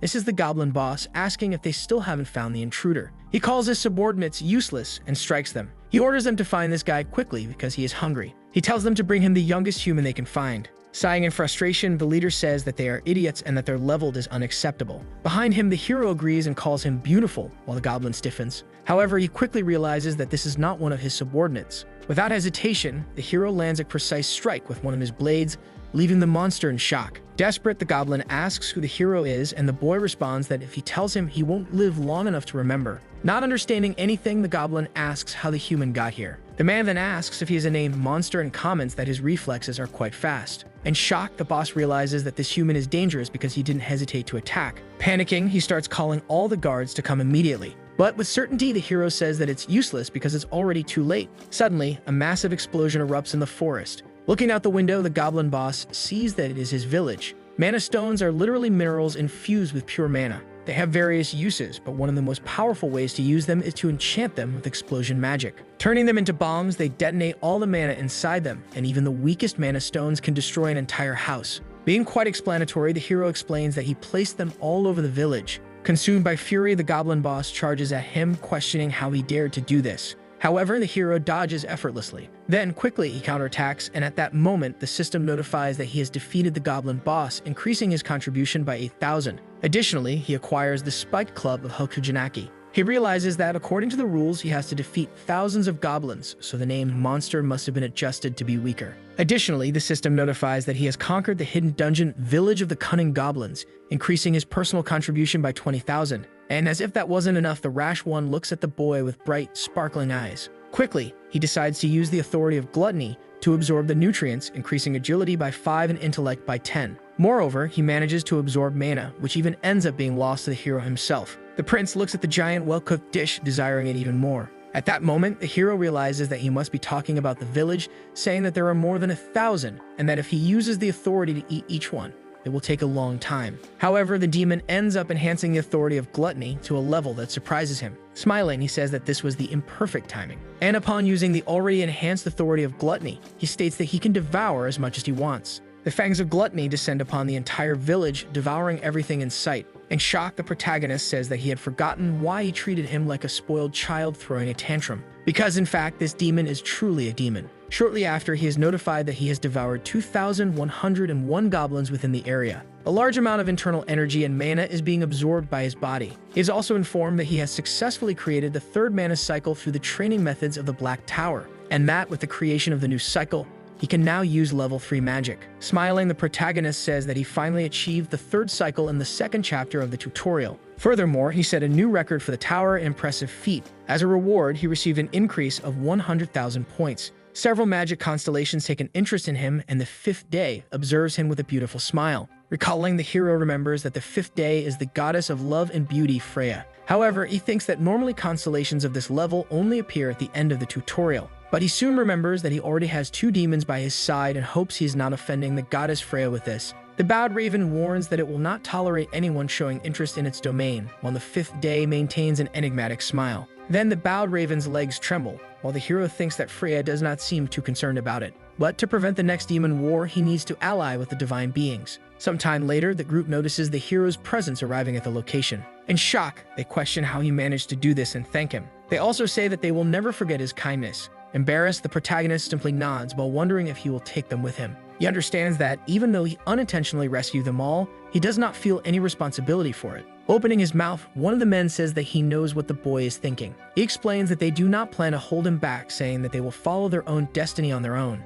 At that moment, Seong realizes that this guy must be the leader, and he understands that he seems trustworthy after seeing the confidence in his people's eyes. With arms crossed, he says that he does not plan to protect them. He comments that if they want to come along, they will need to be more determined than ever. This statement makes the leader completely happy. Showing gratitude, the man says that he truly thanks the summoning benefactor, while Seong says that they need to keep moving until noon. Meanwhile, the leader asks who is okay and comments that if anyone has difficulty, they can rest. The constellation Old Man mutated into a crocodile teaches the contractor to walk with more strength. Changing the subject, the girl asks if he thinks the protagonist will be okay, and the same replies that he is not weak and should return even stronger. However, Yuxiu says she cannot imagine him being even stronger. Suddenly, Park appears running with his skeleton. The girl wonders why Seong seems to be in such a hurry. On his knees on the ground, he begins to vomit a rainbow. The blue-haired healer then appears, saying she will take a look. She approaches the boy and begins to use healing magic. Startled, she quickly realizes that it is poison. The leader asks if it was the goblins, but the girl explains that she saw no external wounds, meaning it was probably something inhaled. So quickly, she becomes alarmed because she notices a strange smell.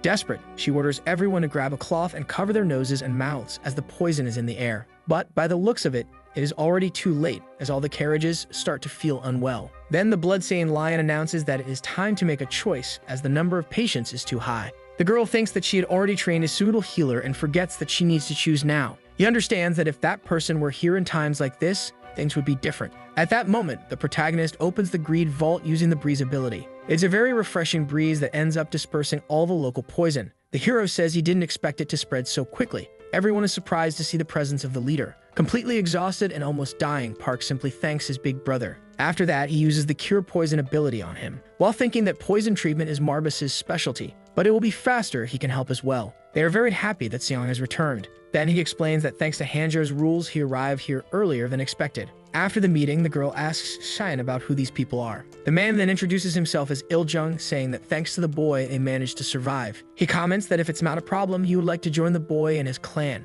and that they will do their best. Interrupting the man's words, the leader simply extends her hand. With a gentle smile, she announces that he is welcome. Surprised, the man questions whether they are truly being accepted, and she replies that if Seong recognizes them all, then everything is fine, and they are all welcome. After that, she mentions that they still have some leather clothes they kept in reserve. The girl then says she is surprised that he brought people, and he replies that they survived up to this point, showing that their will is very strong. Then the girl says that willpower is the most important thought in this place. The system notifies that he has successfully passed the trial of unstable legs and also the trial of acid cloth, and that they also successfully hunted the pack of red bears, meaning that everyone who participated in the trial will receive 2,000 points. Aizen thinks that before returning, he had to risk his life to complete each trial, but now it's different because no one died, and thanks to that, he was able to face the secret angel whenever he had the chance. He understands that back then, even if he discovered dungeons, he wouldn't have been able to conquer them. Sometime later, the hero uses his authority of gluttony, designating whole insects for the prince.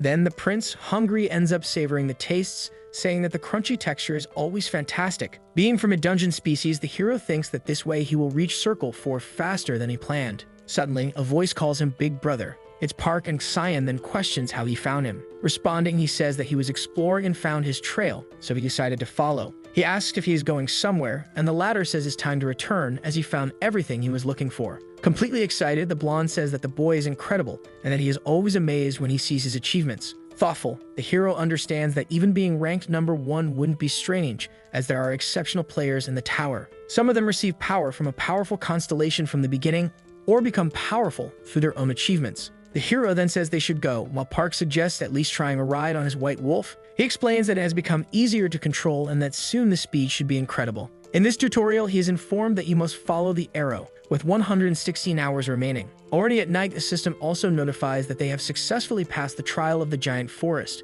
Yu congratulates them, telling them they should rest to reorganize. With arms crossed, the hero notices that everyone's expressions have improved, which must be thanks to the improvement in his confidence skills. Suddenly, Kane arrives for training. He says he would like to request a training session, while Yu says the same. Smiling, the protagonist explains that he will postpone it for today. Not understanding anything, the muscular one asks why. At that moment, the boy simply explains that they are probably close to their destination. Sometime later, all the people in the group arrive at the location of Chapter 2. The hero notices that there is no system message mentioning the ranking, and it seems they did not arrive in first place. He considers the possibility that some group went straight to the destination without collecting anything. Then it is announced that Chapter 3 collision will begin in 113 hours, which makes everyone apprehensive. Looking around, Yu ends up becoming extremely scared. A kind of giant bird arrives at the location along with some humanoid mages, in addition to completely muscular wolves. Not understanding anything and desperate, Park points, wondering what all this is. He warns that they are all surrounded by various monsters. Xiong then begins to prepare for battle. At that moment, he uses the Freezing Wave ability, an offensive ice-type magic from the Blue Tower. The power of Freezing Wave ends up being enhanced according to the principles of the Black Tower. Clenching his fists, this attack begins to descend toward the monsters. Upon being hit, they end up being frozen. Then the principle of magic expresses anticipation for a refreshing meal, saying it will be a new recipe. Looking back, Xiong announces that during the remaining time, they must go all out. Shortly after defeating several monsters, the hero approaches the leader. Nervous, she thinks that, as expected, Xiong is very strong. Park appears running with his skeleton horse, saying that he gathered all the monsters. With that, he manages to freeze them without any difficulty. He thinks that if they continue like this, they will be able to advance a lot. Chapter 3 of the Collision tutorial contains survival content. Players who reach the destination will be able to pass through the 3rd chapter. He concludes that this will end up becoming a fierce battlefield. That is the reason they are trying to secure the position near the center while the frequency increases. It is notified that he has leveled up, so the prince ends up drooling after seeing a new delicacy. This delicacy in question apparently is the bird flying above. One of the men starts laughing, questioning if these are the new ones.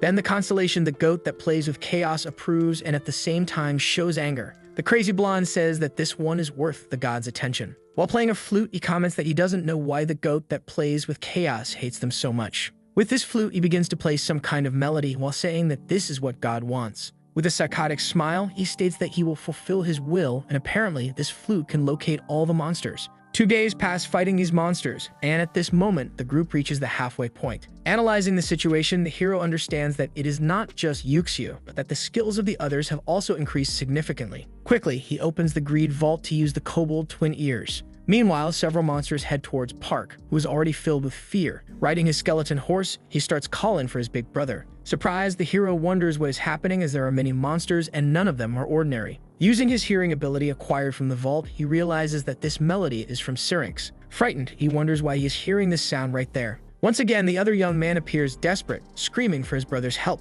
But he is saved by the freezing power, which makes the monsters stop running. save, he realizes that he almost died. Following Syrinx's melody, he wonders where all those monsters came from. Seong continues listening to the music and reflects that no one would think he would be involved with that guy again. They show Pan, the goat that plays the melody of chaos. The protagonist explains that before his regression, he was the first celestial being to take an interest in him. To meet the goat's expectations, he did everything that was asked, but gained nothing in return. According to Seong, he was just entertainment for Pan, and as soon as he lost interest, he abandoned him. Then he questions why he has not had contact with Pan in this new life, and he wonders what that situation might mean. The system notifies that the constellation Bowed Raven has cut off communication with all low-ranked constellations. With this, the protagonist reaches a conclusion. Seong believes that the boy's pride was hurt when he was blocked by Mammon, and that perhaps he has decided to take revenge. But determined to change, the young man says he needs to find the source and end that situation quickly. He wonders if the people will endure even if he leaves. It is notified that the player Kang Hanchil is using a power called Opening Battle Shock. After using the power, he says that he will hold the line in that place. Seong observes him and feels a bit doubtful. Seo appears and warns that the young man is not the only one there. They inform that the girl is using the second leg of the tarantula. She looks at the protagonist and asks if he is thinking about something, warning that he should leave quickly. On top of the skeleton monster, the blonde young man appears again and suggests that Hyungnam ride with him. Not understanding, the protagonist looks a bit confused. Laughing, the young man says that he has always lived on 2 legs, but asks to be warned next time before they use magic. Pan continues playing his melody and attracting some monsters to the area. Seong observes and realizes that they are minotaurs and that there are 5 of them, all as strong as named monsters. Noticing the young man's presence, Syrinx mocks him, saying that he arrived too early. He states that he thought the boy would be having fun with the children for a little longer. The protagonist analyzes the situation and notices that the man overused the power of a constellation and transformed his body. Thinking, he reflects that the man must be wagering a great amount of vital energy to freely control those monsters. It is reported that the goat constellation gave a sinister smile and stared at someone. Syrinx keeps laughing and says that he understands what the gods want, affirming that he will do what was desired, giving orders for them to attack. All the minotaurs begin moving together towards Suwon, but the boy declares that he will deal with all of them from a certain distance. He unleashes the freezing power and manages to dominate his opponents, but Pan says that this is not the end. The man makes a call to the giant worm, which emerges from the ground. According to the system, the Greed Vault has been opened. Suwon activates the power of Earth Wave. This seismic magic from the Yellow Tower causes a wave of earth that engulfs the enemies. With this, the protagonist gradually dominates the giant worm. However, he receives information that the goat constellation is growing angry and desires for him to fall into fear. Pan resumes playing his melody and the minotaurs start returning to their form after being frozen. The protagonist realizes that this is the insane mode, a skill used once before. However, he does not know how to deal with it, as his magic seems to no longer be working. At that moment, information arrives that the constellation Bowed Raven has decided to return the weapon he had lent. The Ravens also inform him that they want the boy to quickly deal with the disgusting goat, so the young man decides to use the weapon as a form of gratitude.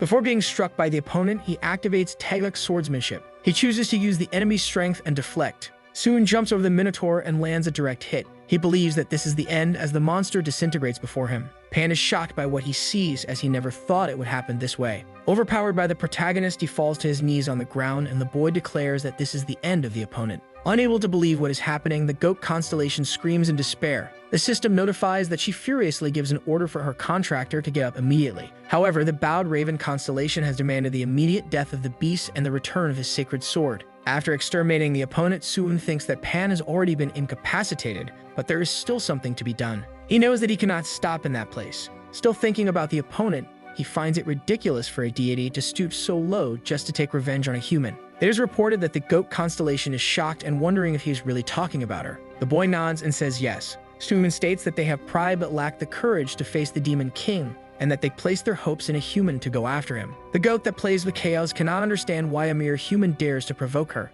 Not understanding, the protagonist questions whether he is wrong. The system notifies that the Bowed Raven constellation has spread his black wings and said to come to him if they have the courage. Challenging, Suwon asks that if the man is so angry, why doesn't he go after Mammon right now? The face of the goat constellation turns deep red, as if it is about to explode. Suwon says that despite their lack of strength, they are intimidating humans relying on their father's support and calls them petty. This makes the goat that plays with chaos extremely enraged. Tuga, what is happening?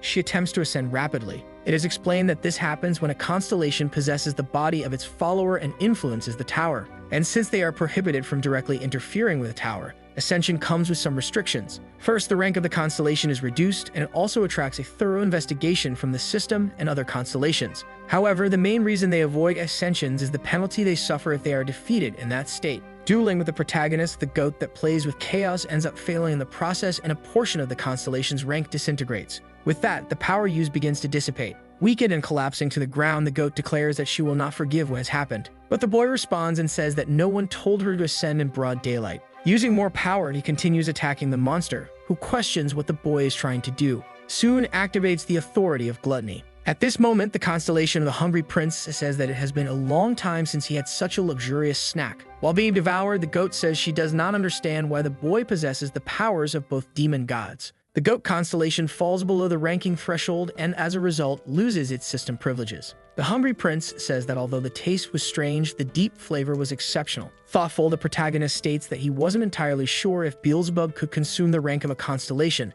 but he says the gamble was worth it. Meanwhile, the bowed raven clicks his tongue, saying that the young man should be the first player to drop a constellation during the tutorial. But soon notices that the absorption status is not working. Something ahead catches his attention. He realizes that it is an instrument that appears to be made by a fairy and functions like a breath through a weaving comb. The boy gains access to all the abilities the instrument possesses. Analyzing it, he thinks it is interesting, and that it has a B rank, just like Durandal, but it requires a skill level and performance. However, he decides to keep the object, believing it will be useful at some point. Then the system notifies him that he has successfully absorbed Pan's rank. The word rank catches the boy's attention. He realizes that absorbing nutrients has increased his stats by 10. Because of this, he has obtained the Satyr's mark. Looking at his hand, the boy notices a divine mark that only those chosen by the gods possess. With this, he can transcend human limits. Happy, the young man reflects that he never imagined he would gain a divine mark and that the authority of gluttony is much stronger than he thought. The young man wonders what would happen if he continued absorbing other gods at this rate. The system explains that this is a divine mark containing Pan's power,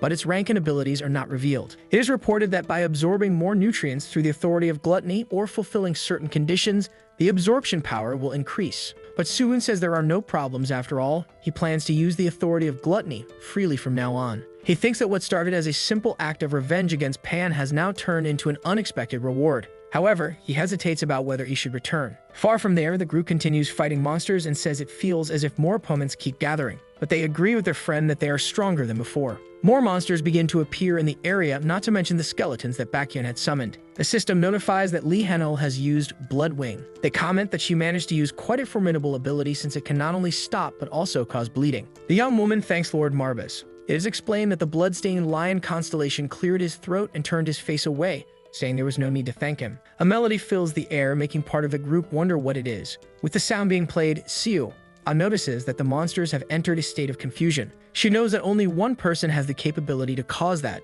A moment earlier, Suwon appears riding an animal, rushing forward. He wonders how the group is handling things at that moment and hopes that no one has died. Observing, the young man realizes that everyone is fighting well, and he admits that he thought they would be struggling because of the sheer number of monsters, but he realizes that they can handle it without his help. However, he believes it's fine to lend a hand. With the instrument in hand, the boy opens the Greed Vault. He plays a hymn used by the Naga tribe, composed of beings with a half-human, half-snake appearance to subjugate their enemies in battle. This music instills courage in allies and strikes fear into enemies. With the battle being dominated by his group, the system announces that the hidden quest, Revenge of the Spirit of the Woods, has been completed. Because of this, all of Pan's schemes have turned to smoke. Walking forward, he approaches the group and Siu is happy to see him again. She says she knew it was him who had come to help and thanks him. Another young man shouts for his brother and rushes toward the boy. The man says that he always believed in him but is interrupted and told not to come any closer. Suwon thinks that he could never like that guy because of the deceitful way he acted before his regression.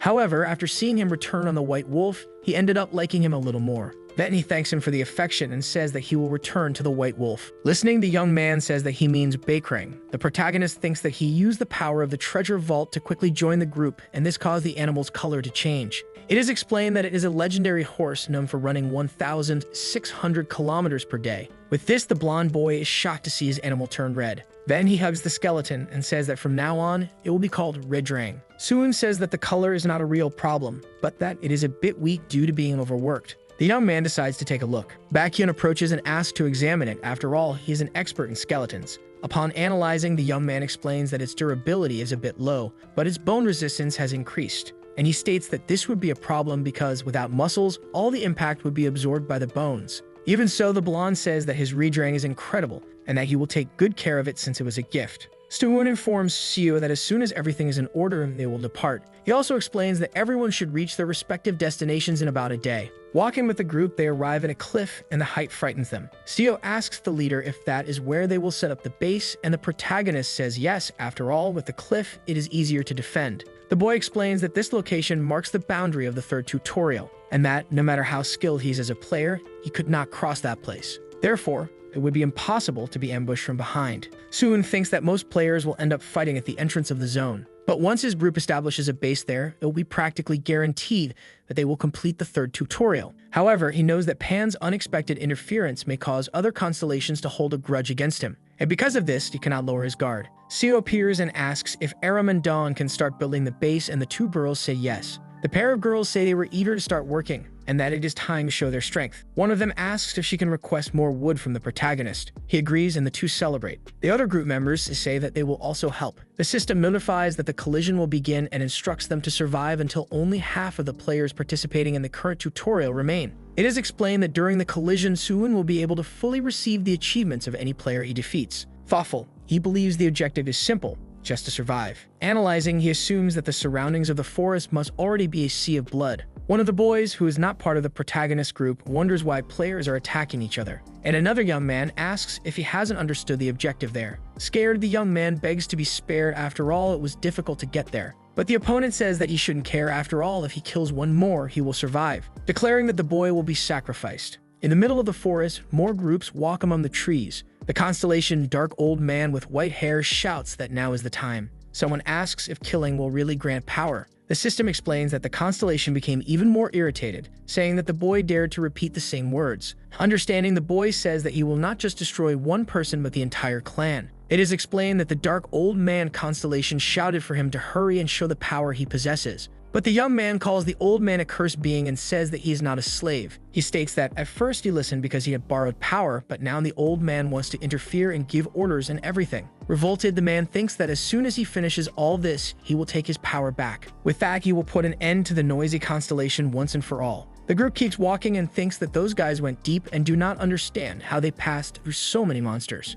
Suddenly, a young man from the gang points and tells his leader to look in a certain direction. Scared, the man questions what that could be. Then he notices the fortress built near the cliff. Confused, he asks the constellation what that is, and the Dark Old Man shouts, asking why the young man has not advanced yet. He empowers his group and tells them not to be afraid. After all, there is a cliff behind the group. Therefore, he orders them to push them off the cliff and thus win the trial. But upon trying to invade the location, he is blocked and comes face to face with a barrier. No one understands what is happening and keeps questioning it. Analyzing what is preventing entry, the leader of that clan wonders if it could be a barrier. Once again, the Greed Vault was opened, and Carmelder's defensive magic circle was also activated. It is explained that this improvised circle blocks all enemy attacks, though it does not last very long.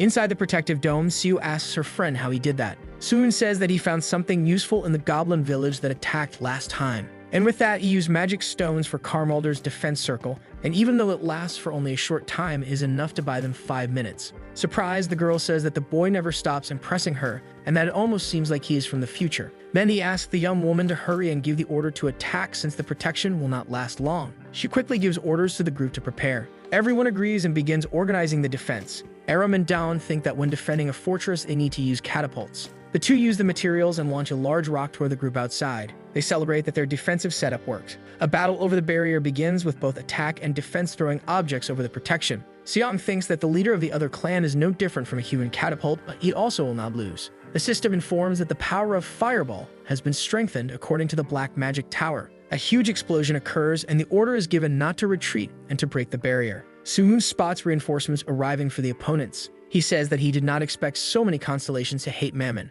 Once again, the Greed Vault is opened and the protagonist retrieves an object from within. It is explained that it is an archery technique from the Grad Empire, developed to train soldiers, and that it instilled fear in various kingdoms. Preparing himself, he places the arrow on the bow and gets ready to fire at the enemy. The launched arrow almost hits one of the opponents, who manages to jump and dodge. With this miss, two of them mock, questioning whether Suwon's aim is bad and claiming that he is not as incredible as they thought. Suddenly, the arrow that struck the ground begins to crack the soil. A massive explosion erupts in the area. The system notifies that player Kim Taehyun has been defeated and that 3,910 points have been stolen. In addition, James Dean has also died, yielding 4,180 points. Thoughtful Suwon says that it is disappointing that the authority of gluttony cannot be applied to players, and that he was only able to devour Pan's contractors after being idolized. He believes that the time has come. It is reported that the number of players is now less than 3/4. Additionally, hungry ogres have started appearing on the battlefield. The protagonist states that they are a tastier prey than the players.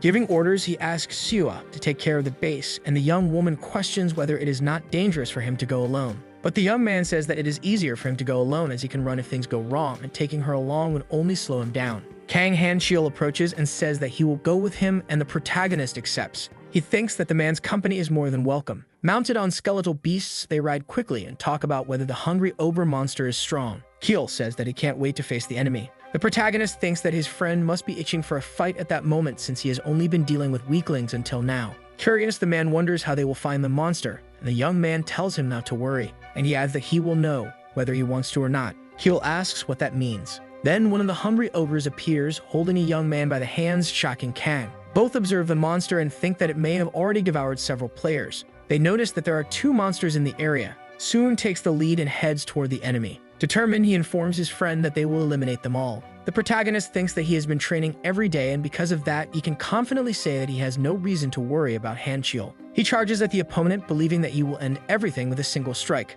But he is noticed by the ogre, who calls him a soft human. Hungry, the monster tries to grab the protagonist. The constellation, the Hungry Prince, says that he feels the same and salivates from the ogre's perspective. However, this does not make Suwon back down, and he continues advancing toward the enemy to face him. Once again, the Greed Treasure Vault is opened, and Camille's dagger technique is activated. It is explained that only 5 people in the world possess this technique, and that it is usually used with 2 swords. The boy charges forward and manages to wound the opponent, who screams in pain. Suwon thinks that he is using Camille's dagger technique, which targets tendons and blood vessels. He promises to sever all the enemy's veins. Confident, the young man thinks that he can use a technique that someone spent decades mastering just by opening the treasure vault. Knowing that the power is his, the protagonist feels like he is cheating. Even so, he manages to defeat the quest monster and obtains ogre horns. The system also notifies that his personal contribution has increased by 10,000 points and that he received an additional 5,000 points for defeating it alone. Suwon thinks that the experience and conquest points are disappointing. It is explained that the Hungry Prince constellation is looking at the prey with a greedy gaze. Remembering Kang Han-cheol, the young man wonders if his friend is doing well. Nearby, an ogre is still alive and tries to strike his friend. The monster declares that it will eat the big human. But Kang does not give up and continues facing the opponent. He realizes that the monster is quite strong, but he knows that he is even stronger. Using all his strength and power, he manages to throw the enemy far away. Meanwhile, Suwon thinks that there is still a long way to go before he can surpass that guy. However, the ogre is still alive and notices the presence of a dangerous human. Shouting, he declares that he will kill Han-cheol. Clenching his fists and focusing, the man calls upon Tai Chai. On the monster's first strike, he dodges and on the counterattack lands a solid hit. He shouts to begin the battle. Suwon observes from a distance and realizes that the young man combined Tai Chi with the battle initiation. The protagonist notices that his friend is already modifying and combining techniques for use. With this, he concludes that he does not seem like an ordinary guy. Still thinking, he reflects that Kang was insanely powerful before the regression, but now he's even stronger. However, he notices that the energy consumption is quite severe. To help, Suwon hands a potion to his friend, who thanks him. Han-cheol thinks that at this rate, they will quickly take down all the hungry ogres. The tutorial control office is shown, where a young man is irritated while typing on a computer. Administrator Tuning says that the tutorial is chaotic and wonders why all the promising players had to enter at the same time. He notices that many have survived and that now they need to observe them and record everything. Still thinking about the game and talking to himself, he says that when the 3rd chapter ends, the number will be cut in half. On the phone, someone asks the leader if he has seen what happened. They explain that there are people recklessly hunting the hungry ogres in the game. Irritated, the man becomes outraged by what he has just heard. On the other end of the line, the person explains that Jung Suwon and Kang Han-cheol are responsible. Still very stressed, the leader says that is not the problem and asks if the young man read the manual. He states that if more than 90% of the hungry ogres are hunted, that guy will appear. Inside the tutorial, a strange being emerges near the protagonist and his friend. Suwon is startled upon seeing the new opponent, and he realizes that it is a hidden piece that even he was unaware of, the ogre chief, Krag Hatlek. Hungry, the chief asks if they are not bringing him food and shouts that he is starving. The other ogres approach and beg for forgiveness for failing to bring food. Kang asks his friend what he is going to do as even the smaller ones in the group are gathering. The young man grips his weapon and wonders about a hidden part he has never faced. He says that he must defeat them all and declares that he will handle the big one. asking his companion to take care of the smaller ones. One of the ogres says he will get food for Hatlek. Upon encountering Kang, he shouts that he has found a meal. But the young man remains unfazed and declares that he will be the monster's opponent. Nearby, the protagonist prepares to grab the chief. He attempts to land a strike but realizes that the enemy is tougher than he expected. Hatlek says that this is fast food and that it is annoying. As they duel, it is reported that the power of Lightning Chain has been enhanced, just like Freezing Wave, which has also been improved. Using his freezing magic, Soon approaches the chief, who says that the power being used is ridiculous. Then the protagonist opts to use another spell and opens the Greed Vault. Black flames emerge, and it is explained that this is a spell used by the mage of the Black Tower, who spews flames that engulf the opponent. After the boy casts the spell, it is announced that this magic has also been enhanced. Screaming, the ogre chief says that it is hot and painful. Desperate, he questions how the young man dares to do that, and he promises to finish him off. Aiming to exterminate the opponent, the boy thinks that there is something worth trying on a creature like this enemy. He grabs his sword and wonders if it will be enough. It is explained that this is the goblin longsword and that its conditions seem suitable for use. Soon thinks that it seems absurd to use such a low-class weapon, even weaker than the monsters that barely scratched it with the dagger fang. Once again, the Greed Vault was opened and poisoned blood, the hunting sword, was activated. It is explained that the hero Beowulf used this sword to kill Grendel's mother, and that this weapon grows stronger whenever it is bathed in blood. But Suin thinks that the weapon's class does not matter and that he only needs to use it once. Irritated, Hatlek calls the young man an insolent human and declares that he will not forgive him. As he tries to attack, he is struck by the boy's sword, and red liquid flies through the air. It is said that the goblin longsword could not withstand the power of fronting and disintegrated. The poisonous aura within fronting erupted. Stuin thinks that the opponent's skin is already weakened,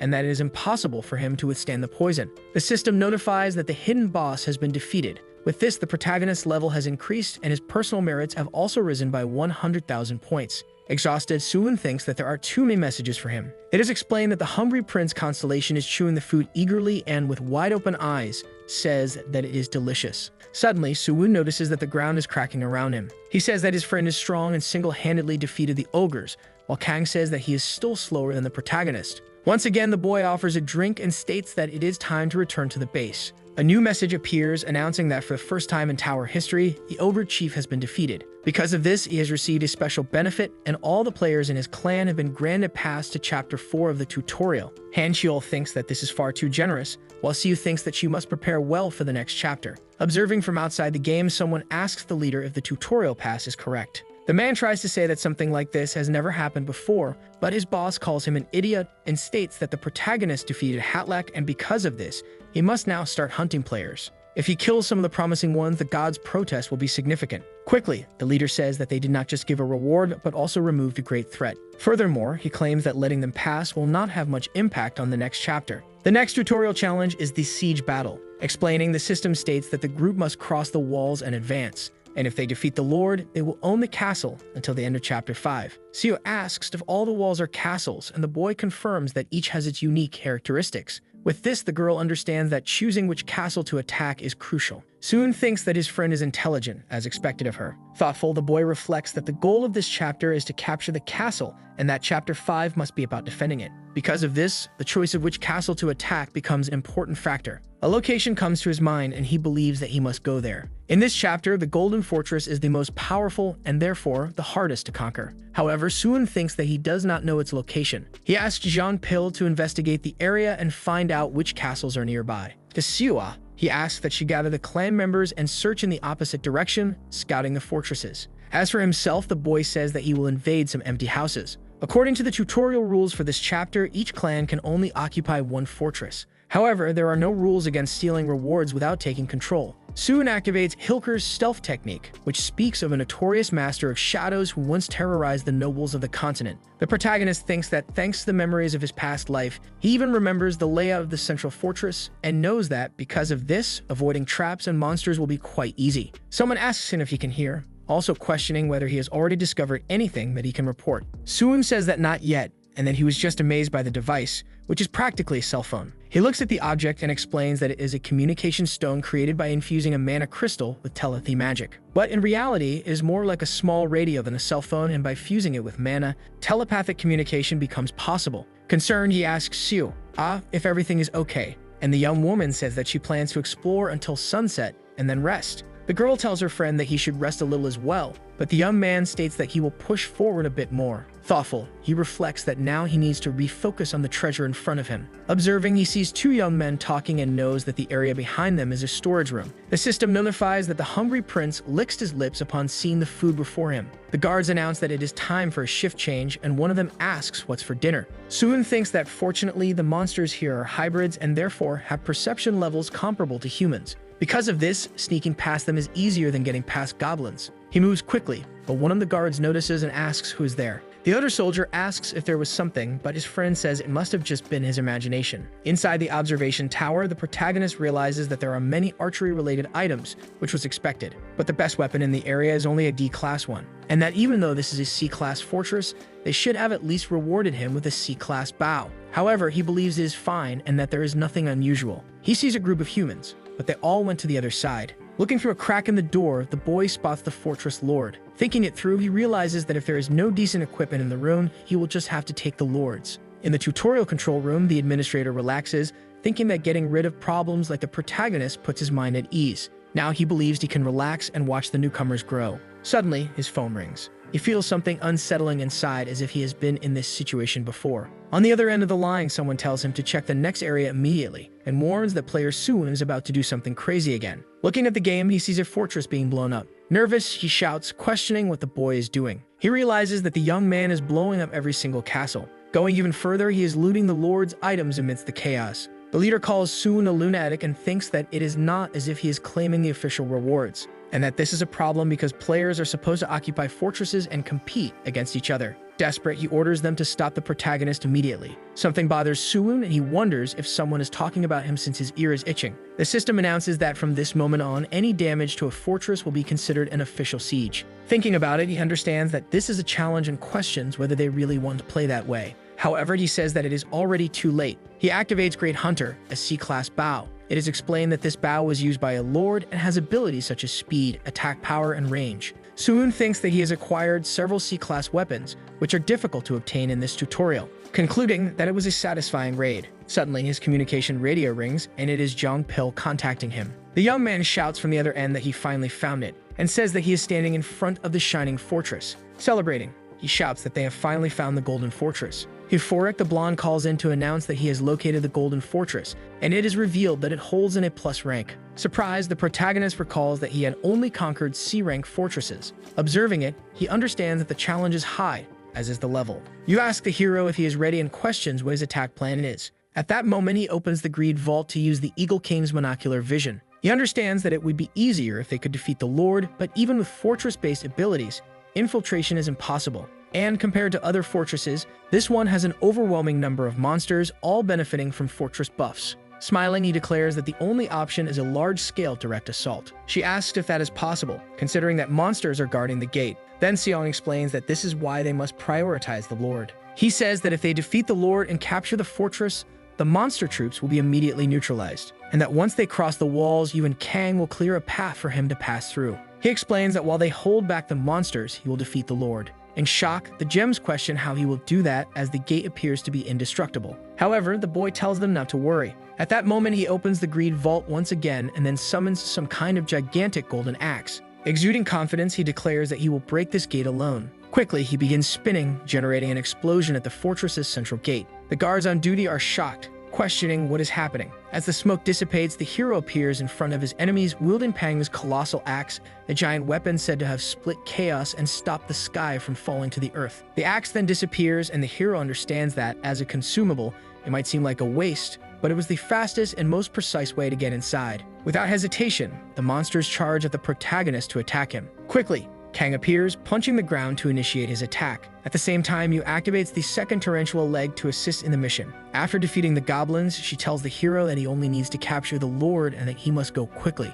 Surprised, he realizes that the growth of the two only confirms that he can rely on them. At that moment, Yuxiu uses his impressive agility to dash through the battlefield. One of the guards orders them to stop the boy, but something quickly lands on the ground near the monster. It's a catapult that the genius is built for long-range attacks. Meanwhile, the healer Lai Hanmu activates Blood Wing. At the same time, Park is running among the monsters to lure them away. Watching all of this, Seong says that he thought the power gap would be too large, but he may have underestimated the members of his own clan. With everything in chaos around him, he understands that the area is still occupied by orcs and that they must be barely holding on. So he realizes that he needs to find and defeat the Lord as quickly as possible. Sometime later, the hero enters the castle and encounters his opponent. Sitting on the throne, the Lord says that even though he is an enemy, he will acknowledge him as a warrior. Rising from the throne, the monster explains that he does not like fighting exhausted enemies. Grabbing his weapon, he says that if it is to protect the fortress, he has no choice. Introducing himself, he declares that he is Golden Garden, king of the glorious orcs. Analyzing the situation, Seong understands that the monster's weapons and armor are on a completely different level from the other orcs. Demonstrating immense speed, the orc charges at the hero, who barely manages to dodge. Irritated, the Lord says that to claim the Golden Fortress, he must prove his worth. With that, the monster attempts to attack, but the protagonist manages to block it with his sword. Counterattacking, he strikes the orc's armor multiple times. However, he realizes that the orc does not even have time to defend himself and must be overly reliant on his armor. Changing his approach, he uses the third form of the Blood Wolf sword technique. The Phantom Wolf then charges toward the Lord, who barely manages to block it. Gripping his dagger, the protagonist declares that he has no time to hesitate. The Lord manages to shake off the wolf, but ends up getting his weapon stuck in the ground. Above him, the hero appears, ready to finish him off. However, the monster braces himself to defend, stating that he is still not ready. Responding decisively, Seong declares that things like worthiness are taken by strength. End of discussion. Opening the greed vault, he retrieves the king's sacred dagger. Stammering, the orc begins to recognize the glow of that weapon. Somewhat arrogant toward his opponent, the hero asks if he has the urge to taste the dagger. Nervous and suffocating with fear, the orc realizes that this is dangerous and that he must not be touched by that weapon. At that moment, he tries to retrieve his axe from the ground, but he realizes that he cannot lift it. Closing his eyes, he understands that this is how it will end. As he is finished off, he acknowledges that this is the true king. With little difficulty, the hero manages to break through the orc's defense with a single precise strike. The system notifies that he has defeated the Lord of the Golden Fortress and has leveled up twice, as well as acquiring the Golden Spear and Golden Armor. After delivering the fatal blow, his dagger crumbles. Seong says that it is a shame because it was the first weapon the bald guy made for him. But he understands that the weapon was not meant to last forever, making it an inevitability. After this battle, he invokes the authority of gluttony to devour Golden Garden. A screen appears before him displaying that he has completed the conquest of the final and strongest fortress. In the administration office, a man says that the guild managed to conquer the Golden Fortress too quickly, and that it was due to the tutorial pass. He explains to his superior that the other players will complain that this is unfair. Irritated, the man tells him to stay quiet. Then he asks the assistant if he thinks any other player could have achieved that conquest. He explains that it has nothing to do with the pass and that in this story only one player conquered the Golden Fortress. Then he asks if, by any chance, the assistant is keeping an eye on Seong, and the assistant says that he still hasn't figured it out. It is Mammon, the god of greed, and Beelzebub, the god of gluttony. He questions whether it isn't rare for the 7 sins to be meeting with players, especially 2 of them at once. He explains that if they count all the members of Seong's guild, nearly all 72 lords of hell are watching them. He understands that a human coming from a dimension like Earth without magic or superpowers is causing a major uproar. Changing his expression, he declares that from now on they must assemble a special team, focusing on investigating and analyzing Seong along with his guild. Meanwhile, the protagonist team is having a great banquet. Suddenly, someone knocks on the door, drawing everyone's attention. It is the blonde Fan, who found something in the fortress's storage. Now fully healed, he reveals that he found a hidden stash of alcohol. Everyone is shocked as it has been a long time since they last drank. However, the hero remains with his arms crossed, saying nothing. He wonders if he may have been too strict with them. Then he decides to open the True Reed vault to retrieve Orvardo of the Desert, saying that they should have a toast. With that response, Park simply thanks him, declaring that the boss is the best. After the meal, the boy thinks that it has been a long time since he felt this relaxed. The system notifies that they have only 62 hours left until the final phase of the defense tutorial, so they begin constructing a full barricade. Observing all of this, the hero realizes that everyone is already accustomed to the tutorial and that they are acting like a fully synchronized team. Then the weird scientist appears, saying that he can also help rebuild the fortress. However, the protagonist refuses, saying that Bake should focus on the Manticore's body, thinking that it is a key piece for the final phase of the tutorial. He believes that if he can activate the Manticore, he might uncover the truth about what he saw before going back in time. After that, he asks to open his status screen. He is at level 17 with strength 122, agility 96, endurance 99, intelligence 92, and 5 points remaining. Coughing, he says that he is at level 17, but all of his attributes are already close to 100.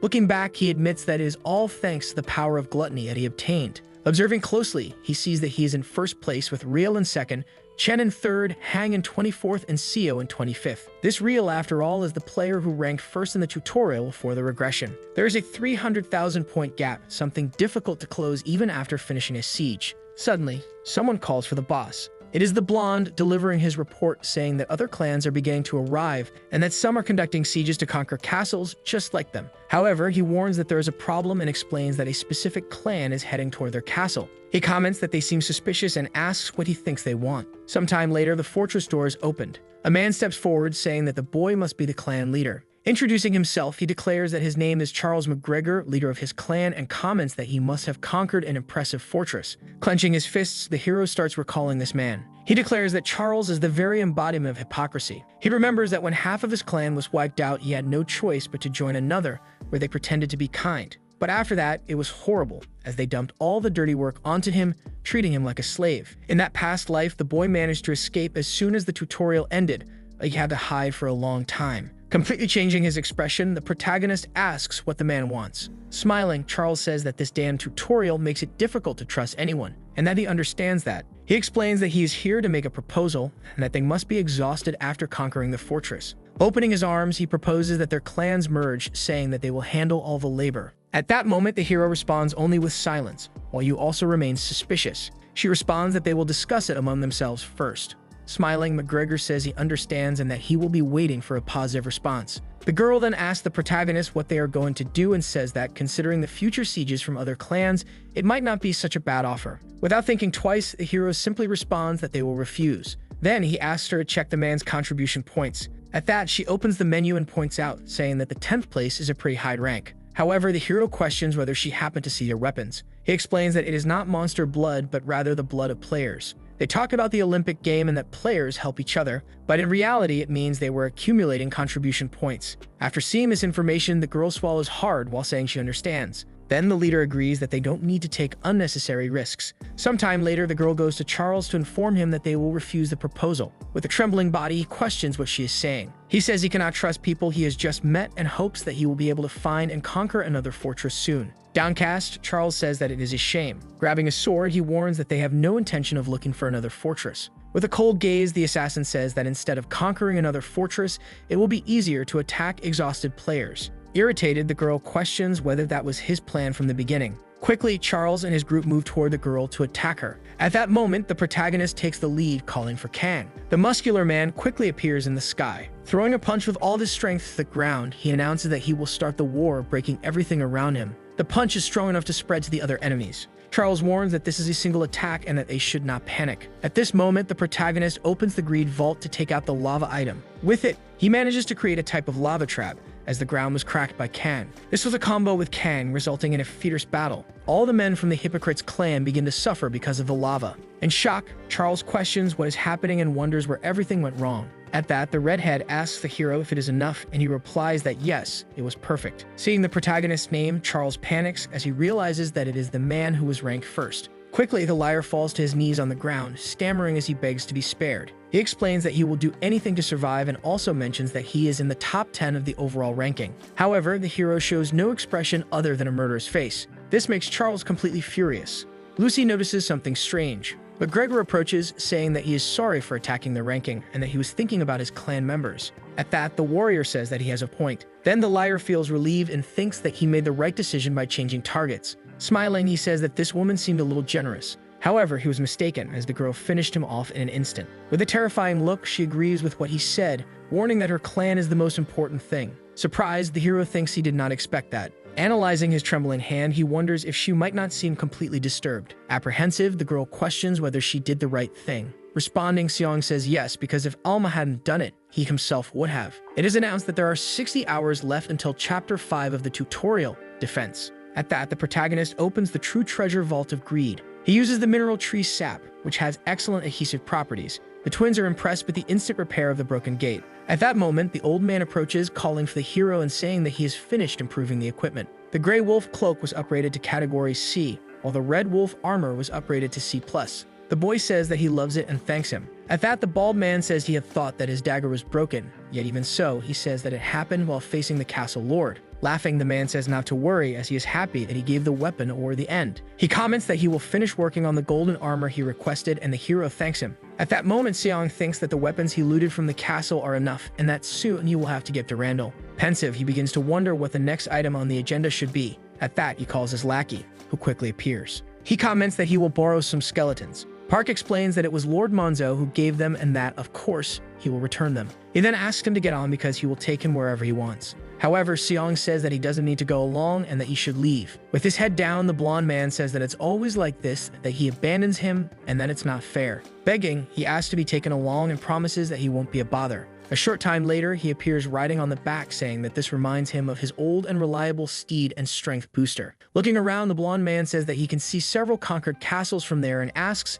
if that isn't the castle he invaded before. Seong then thinks that it must have been easy to conquer since he attacked first and doubts that it had any reward items. At that moment, Park asks where they are going and Seong questions why he even came since he already knew. In shock, the man asks if it is a dungeon full of monsters and says that if that's the case, he might as well give up right there. However, the hero tells him to forget about that because they are almost there. Sometime later, they finally reach their destination, a cliff overlooking a magnificent sea. Park asks if he knew there was an ocean there and comments that he never imagined the hero had a romantic side. However, the protagonist explains that this is the cliff they crossed. But the blonde man is confused, questioning that there is no bridge they cross nor land on the other side. Seong says it's good to see the sea after such a long time and suggests that they catch some fish to make a spicy stew for dinner. Smiling, he says that must be difficult. At that moment, he opens the Greed treasure vault to retrieve the lightning spear. Seeing the disproportionate size and power of the spear just for fishing, Park becomes scared. Without thinking twice, the hero throws his lightning spear toward the sea.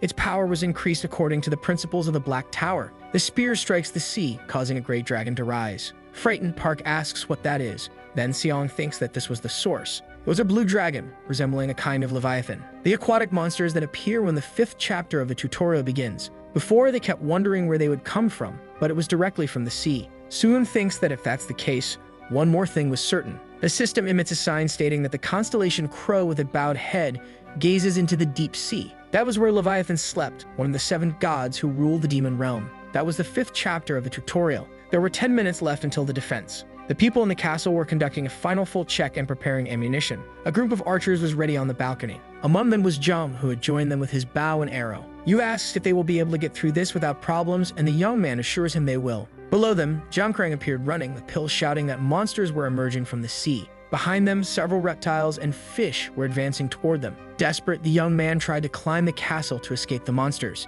He succeeds and hands a spear to the man. Soon uses this spear with his bow to strike them. The Greed treasure vault was opened. He had the bloodthirsty demonic spear, the famous Hero Helther's spear. This must be stored in water because it spits flames. Jiang prepares and uses his skill along with the flaming arrow, shooting it and creating a luminous path as it flies. His companions are impressed. The young man asks where he aimed the spear. It forms a great light and falls directly onto the ground, causing a massive explosion. The explosion expands, reaching the monsters and engulfing them in flames. They begin to scream due to the fire on their bodies. The girl is astonished as hundreds were eliminated with a single attack. However, there were still monsters approaching the castle, so she orders everyone to attack. The archers begin attacking together, and along with the arrows, catapults are also used. The stones start hitting the monsters, injuring them. Stuin tells the girl that this is enough to defend themselves, and worried, she asks where he is going. He does not answer the question but smiles and says he is counting on her. She smiles and responds that she will take care of it. He leaves the castle and begins using his sword against the monsters. The entire battlefield on the cliff was designated with the authority of gluttony. The gluttonous Molar rushed to devour the lizard man. His agility increased by 2 and his wisdom by 1.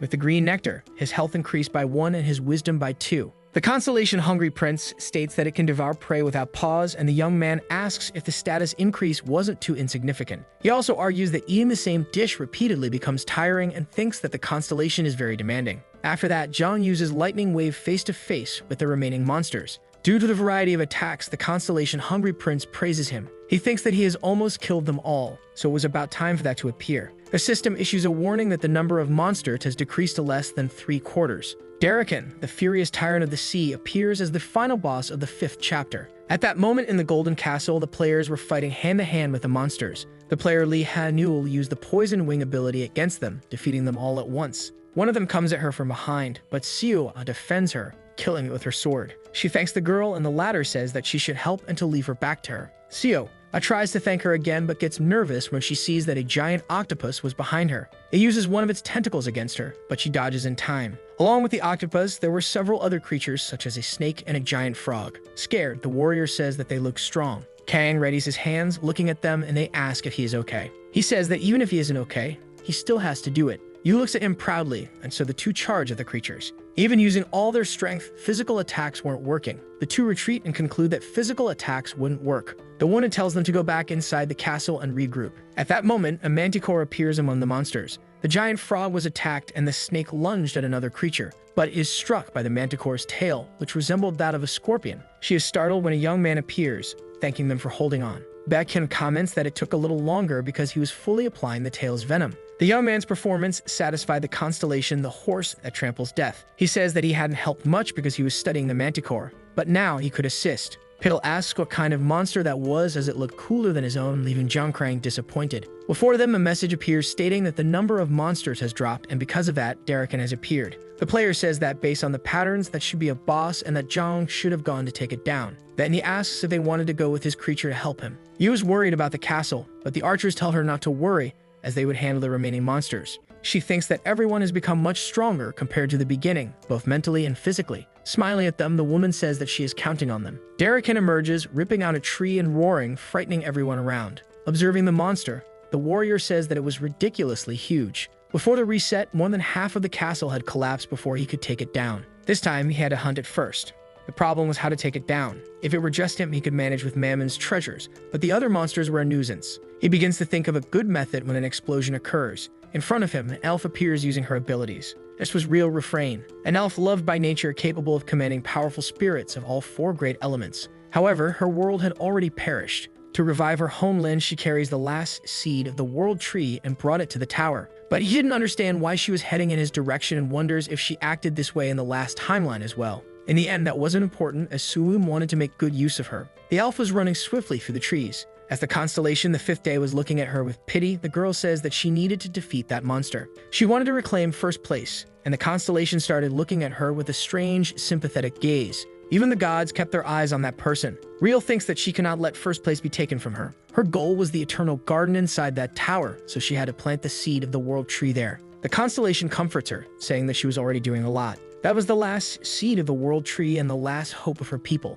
But that level of strength wasn't enough, so she begins to use her ability. One of her spirits says to burn all the wicked, and another asks if they could bury them. That was her first time facing such a large number of monsters, and the mana consumption of the spirits was extremely high. Refrain begins to wonder if she could defeat the final monster alone. Suddenly, magic begins to appear around her, startling her. The elves said it was refreshing and wanted to know who it was. As they wondered, Suwon appeared, casting the magic around her. It was nature's breath, unique elf magic used to restore vitality and invigorate spirits. She confronts the warrior, asking how a human could use elf magic. He asks if there wasn't something more important at that moment. Darrican begins to approach, scaring the girl. The monster stands face to face with them. Jung asks her if she was there to get that thing too. Then he proposes that they join forces. The elf thinks that he could have attacked her when she was weak, but instead he used magic to help her recover. She thinks it was safe to assume he had no hidden motive, so she agrees, but only this once. Darrican's eyes begin to glow. The furious tyrant of the sea unleashes draconic fear. An overwhelming terror invades their minds, carried by the roar of the enraged dragon. The young man begins to feel strange and thinks it was cheating because he didn't have time to prepare a divine skill. He tries to move his hand and it starts trembling. The sacred seal of Satyr begins to awaken partially under the overwhelming terror. The first ability of the sacred seal is activated. This seal devoured all forms of fear. The stronger the fear consumed, the more powerful it became. Seeing how the mark on his hand glowed, he says he didn't expect it to activate at such a moment. Its glow was so intense that it was blinding the elves. Rio says her fear is gone and wonders what kind of powers surrounded him. The others were no longer paralyzed either. Wielding a relic-class weapon, the young man says he will leave that to her. He starts running, and the elf shouts for him to wait because they needed a plan. Ahead of him, the dragon begins spewing fire from its mouth. She thinks she hates reckless attacks. Summoning Self, she asks her to propel the man forward, and she flies to him. Jung finds himself alongside the small fairy. At that rate, they would be directly hit by the fire attack. But the young man opens the Vault of Greed and pulls out Hercules' brass staff, forged by Hephaestus before the 12 labors. Darrican releases its fire toward them. Refrain becomes desperate as a fire explosion mixed with lightning occurs in front of her. The elf struggles to shield herself. She asks her spirits if they are okay. At that moment, the man appears through the mist. He is unscathed, standing on top of the temporarily incapacitated monster. The woman thinks it was impossible for him to have escaped that situation without a single scratch. Suwon approaches and says that, as expected of a rank C weapon, it could only deliver one attack. Surprised, the woman questions how the attack was blocked. The young man responds that he struck the monster's nose with the staff before the attack. Because of that, the monster had to close its mouth, causing the explosion to occur inside it. Jung thinks that his strike dealt significant damage, but now he could see better. But the monster had ridiculously high defense as it was already standing again. Still, he managed to land a proper hit once, since it had let its guard down. Real asks if Suwon had a plan, and he responds that he needs to find the reverse scale. Smiling at the elf, he says he will go ahead and asks her to cover him. She thought the young man wasn't thinking straight, but in reality he knew the dragon's weakness. With hope, the elf agrees and asks him to count on her. The spirits wish the man good luck. At that moment, Jung pulls a golden halberd from his inventory. Its weight and level were different from other spears, and it would not be easy to handle. Because of this, he decides to open the Vault of Greed. However, the monster notices the suspicious activity and launches an attack with its claws. The warrior senses the attack and defends himself with his halberd. It is revealed that the attack was blocked using the Graduated Empire Spear technique. Even with perfect defense, Jung didn't anticipate the monster's strength as his hand was injured. Understanding the difference in power between them, he concludes that he must finish quickly with a powerful blow. He had to draw power from another treasure, so he opens the Vault of Greed again. He retrieves a weapon that was once wielded by the ancient warlord, the strongest of his era. Suwon shouts at Real, startling her. He asks her to cover him for 3 minutes because he will end the fight in that time. She is confused and frightened that he knows her name. But she realizes this is not the time to think about it and responds that she will help him. The monster begins to prepare a fire-spitting attack. In a few seconds, it fires the attack. The water spirit moves forward and says it will hold it back. It uses the shield to protect the man. Taking advantage of the opening, he leaps forward toward the dragon. He lands a direct hit on its forehead. He initiates a sequence of strikes and hits the monster's chin, lifting its head. At that moment, Suwon notices that the reverse scale is in the middle of the monster's throat. Then he uses a fire amplification skill to summon a flame. The elf's fire spirit decides to help, increasing the power of the ability. With the enhancement applied, the man's flame turns into a massive crimson fireball. Understanding the imminent danger, Darakan spits out a large amount of water, extinguishing his fire and hitting him. The earth spirit intervenes and summons an earth palm skill to prevent him from falling directly to the ground. Jung is startled by the monster for having underestimated it and thinks that if this continues, other monsters will appear. At that moment, a massive shadow appears on the horizon, covering everything. The shadow of a manticore under the sun appears, making the young man question what that was. Baekhyun, mounted on the manticore, asks if he took too long. Suwon is surprised by the monster he had tamed. Not just as a skeleton, but 2 levels higher, it was like a ghoul. The constellation Bowed-Headed Crow and Trading Death Horse are amazed by the resurrection of the manticore. The man realizes that if the tamer was there, someone else must be as well. But before he can finish his thought, Pil and Yu appear mounted on Jungkrang. In a triumphant entrance, Kang also appears, smashing the ground and killing multiple monsters. He apologizes for the delay, saying that his mount couldn't handle his weight. Jung is now surrounded by his reunited team. His brother asks him to take care of the dragon while the rest of the team handles the smaller monsters. He thanks them,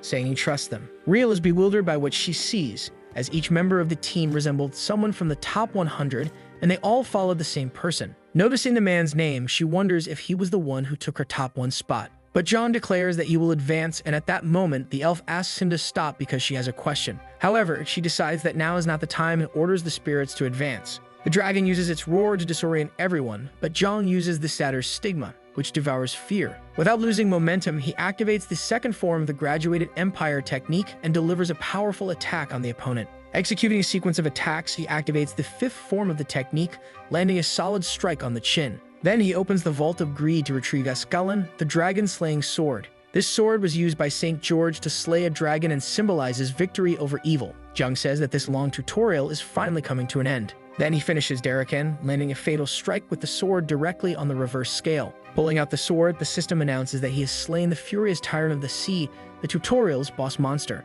After the great victory, he levels up, obtaining the Fury of the Sea and increasing by 300,000 points. Tired, he asks himself if it is finally over. His brother approaches, proud, saying he knew he would make it. Yu, excited, tells Suwon that he did great. Baekhyun reveals that after the dragon was defeated, the rest fled. He asks if he is okay, and he responds that he is exhausted. In truth, he was completely drained as the stigma consumed too much of his energy to activate. Refrain begins making her way through the group to approach the man. Pil asks who she is to speak to him like that, but he is brutally interrupted with a hand over his mouth. The elf asks why he had hidden his identity. He asks if there was any reason to and says he simply wanted to be number 1. At the moment she's about to argue again, a loud noise occurs. The cliff they were on begins to collapse due to the tutorial being completed. Yu tells everyone to evacuate, but Zhang heads toward the edge of the cliff. He says that he is counting on them because he still has something to do. She wonders what he is talking about. However, the young man jumps off the precipice and falls into the water, leaving them behind. The Warren is startled and thinks that she truly cannot understand what goes on in his head.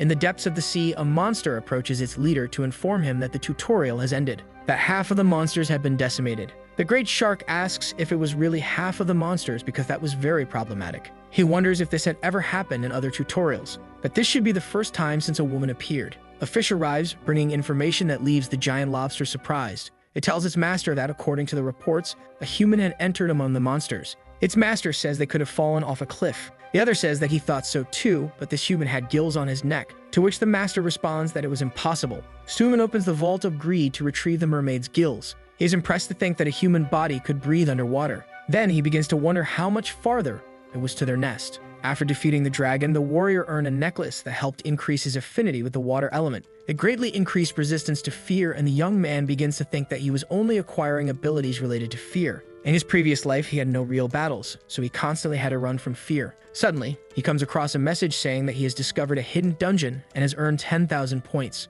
Zhang is excited to have finally arrived. Inside, there were several monsters, and he thinks that this was no joke. But it had nothing to do with Leviathan. It was just a monster nest, but he thinks it would be a shame to pass through without clearing it. The system starts showing the points the dungeon would strengthen him with. With his spear and the necklace around his neck, he had something in mind to use as an arrow. He opens the Vault of Greed again and retrieves the weapon used by Wukong. It begins to glow. Suin uses it in his bow as an arrow. Zhang aims at a piece of rock and uses all of his strength to create an explosion upon impact. Smiling, he commands Rui Jingo Bang to grow. The fish tell their master that they are approaching the spawning ground, and he orders them to prepare for battle. Sharknim says that they made a contract with the tower to keep the monsters at an appropriate level so they could live there. Since Moore had survived this time, he was planning to borrow its power. His colleague asks if he was sure. He says it was better than letting his soldiers get hurt. They were arriving at the spawning ground, and the shark calls everyone to battle stations. But at that moment, they hear a loud noise, and the other monsters draw attention to the ceiling of the ground. Everything was collapsing. The ceiling starts falling on top of the monsters. Sharknim begins to wonder why the coral reefs were falling and what could be causing it. He tells his companion to advance, and the other comments that seeing the situation, it would be easier to leave the monsters behind. He says that they must protect the queen, and that even if everyone dies, the queen must survive. Because if the queen died, their contract would be broken. Then they would lose their place of rest. Seeing all the destruction he caused, the warrior thinks that the power was more impressive than he imagined. But to clear the dungeon, he must hunt the boss monster. Below him, several of the falling rocks continue hitting the remaining monsters. Suddenly, his eye begins to glow with the Emperor's penetrating water gaze. Among the monsters and stones, he finds several rocks glowing green. So the video ends here. If you don't want to miss the next part, activate the notification bell, and see you next time on Tob's channel.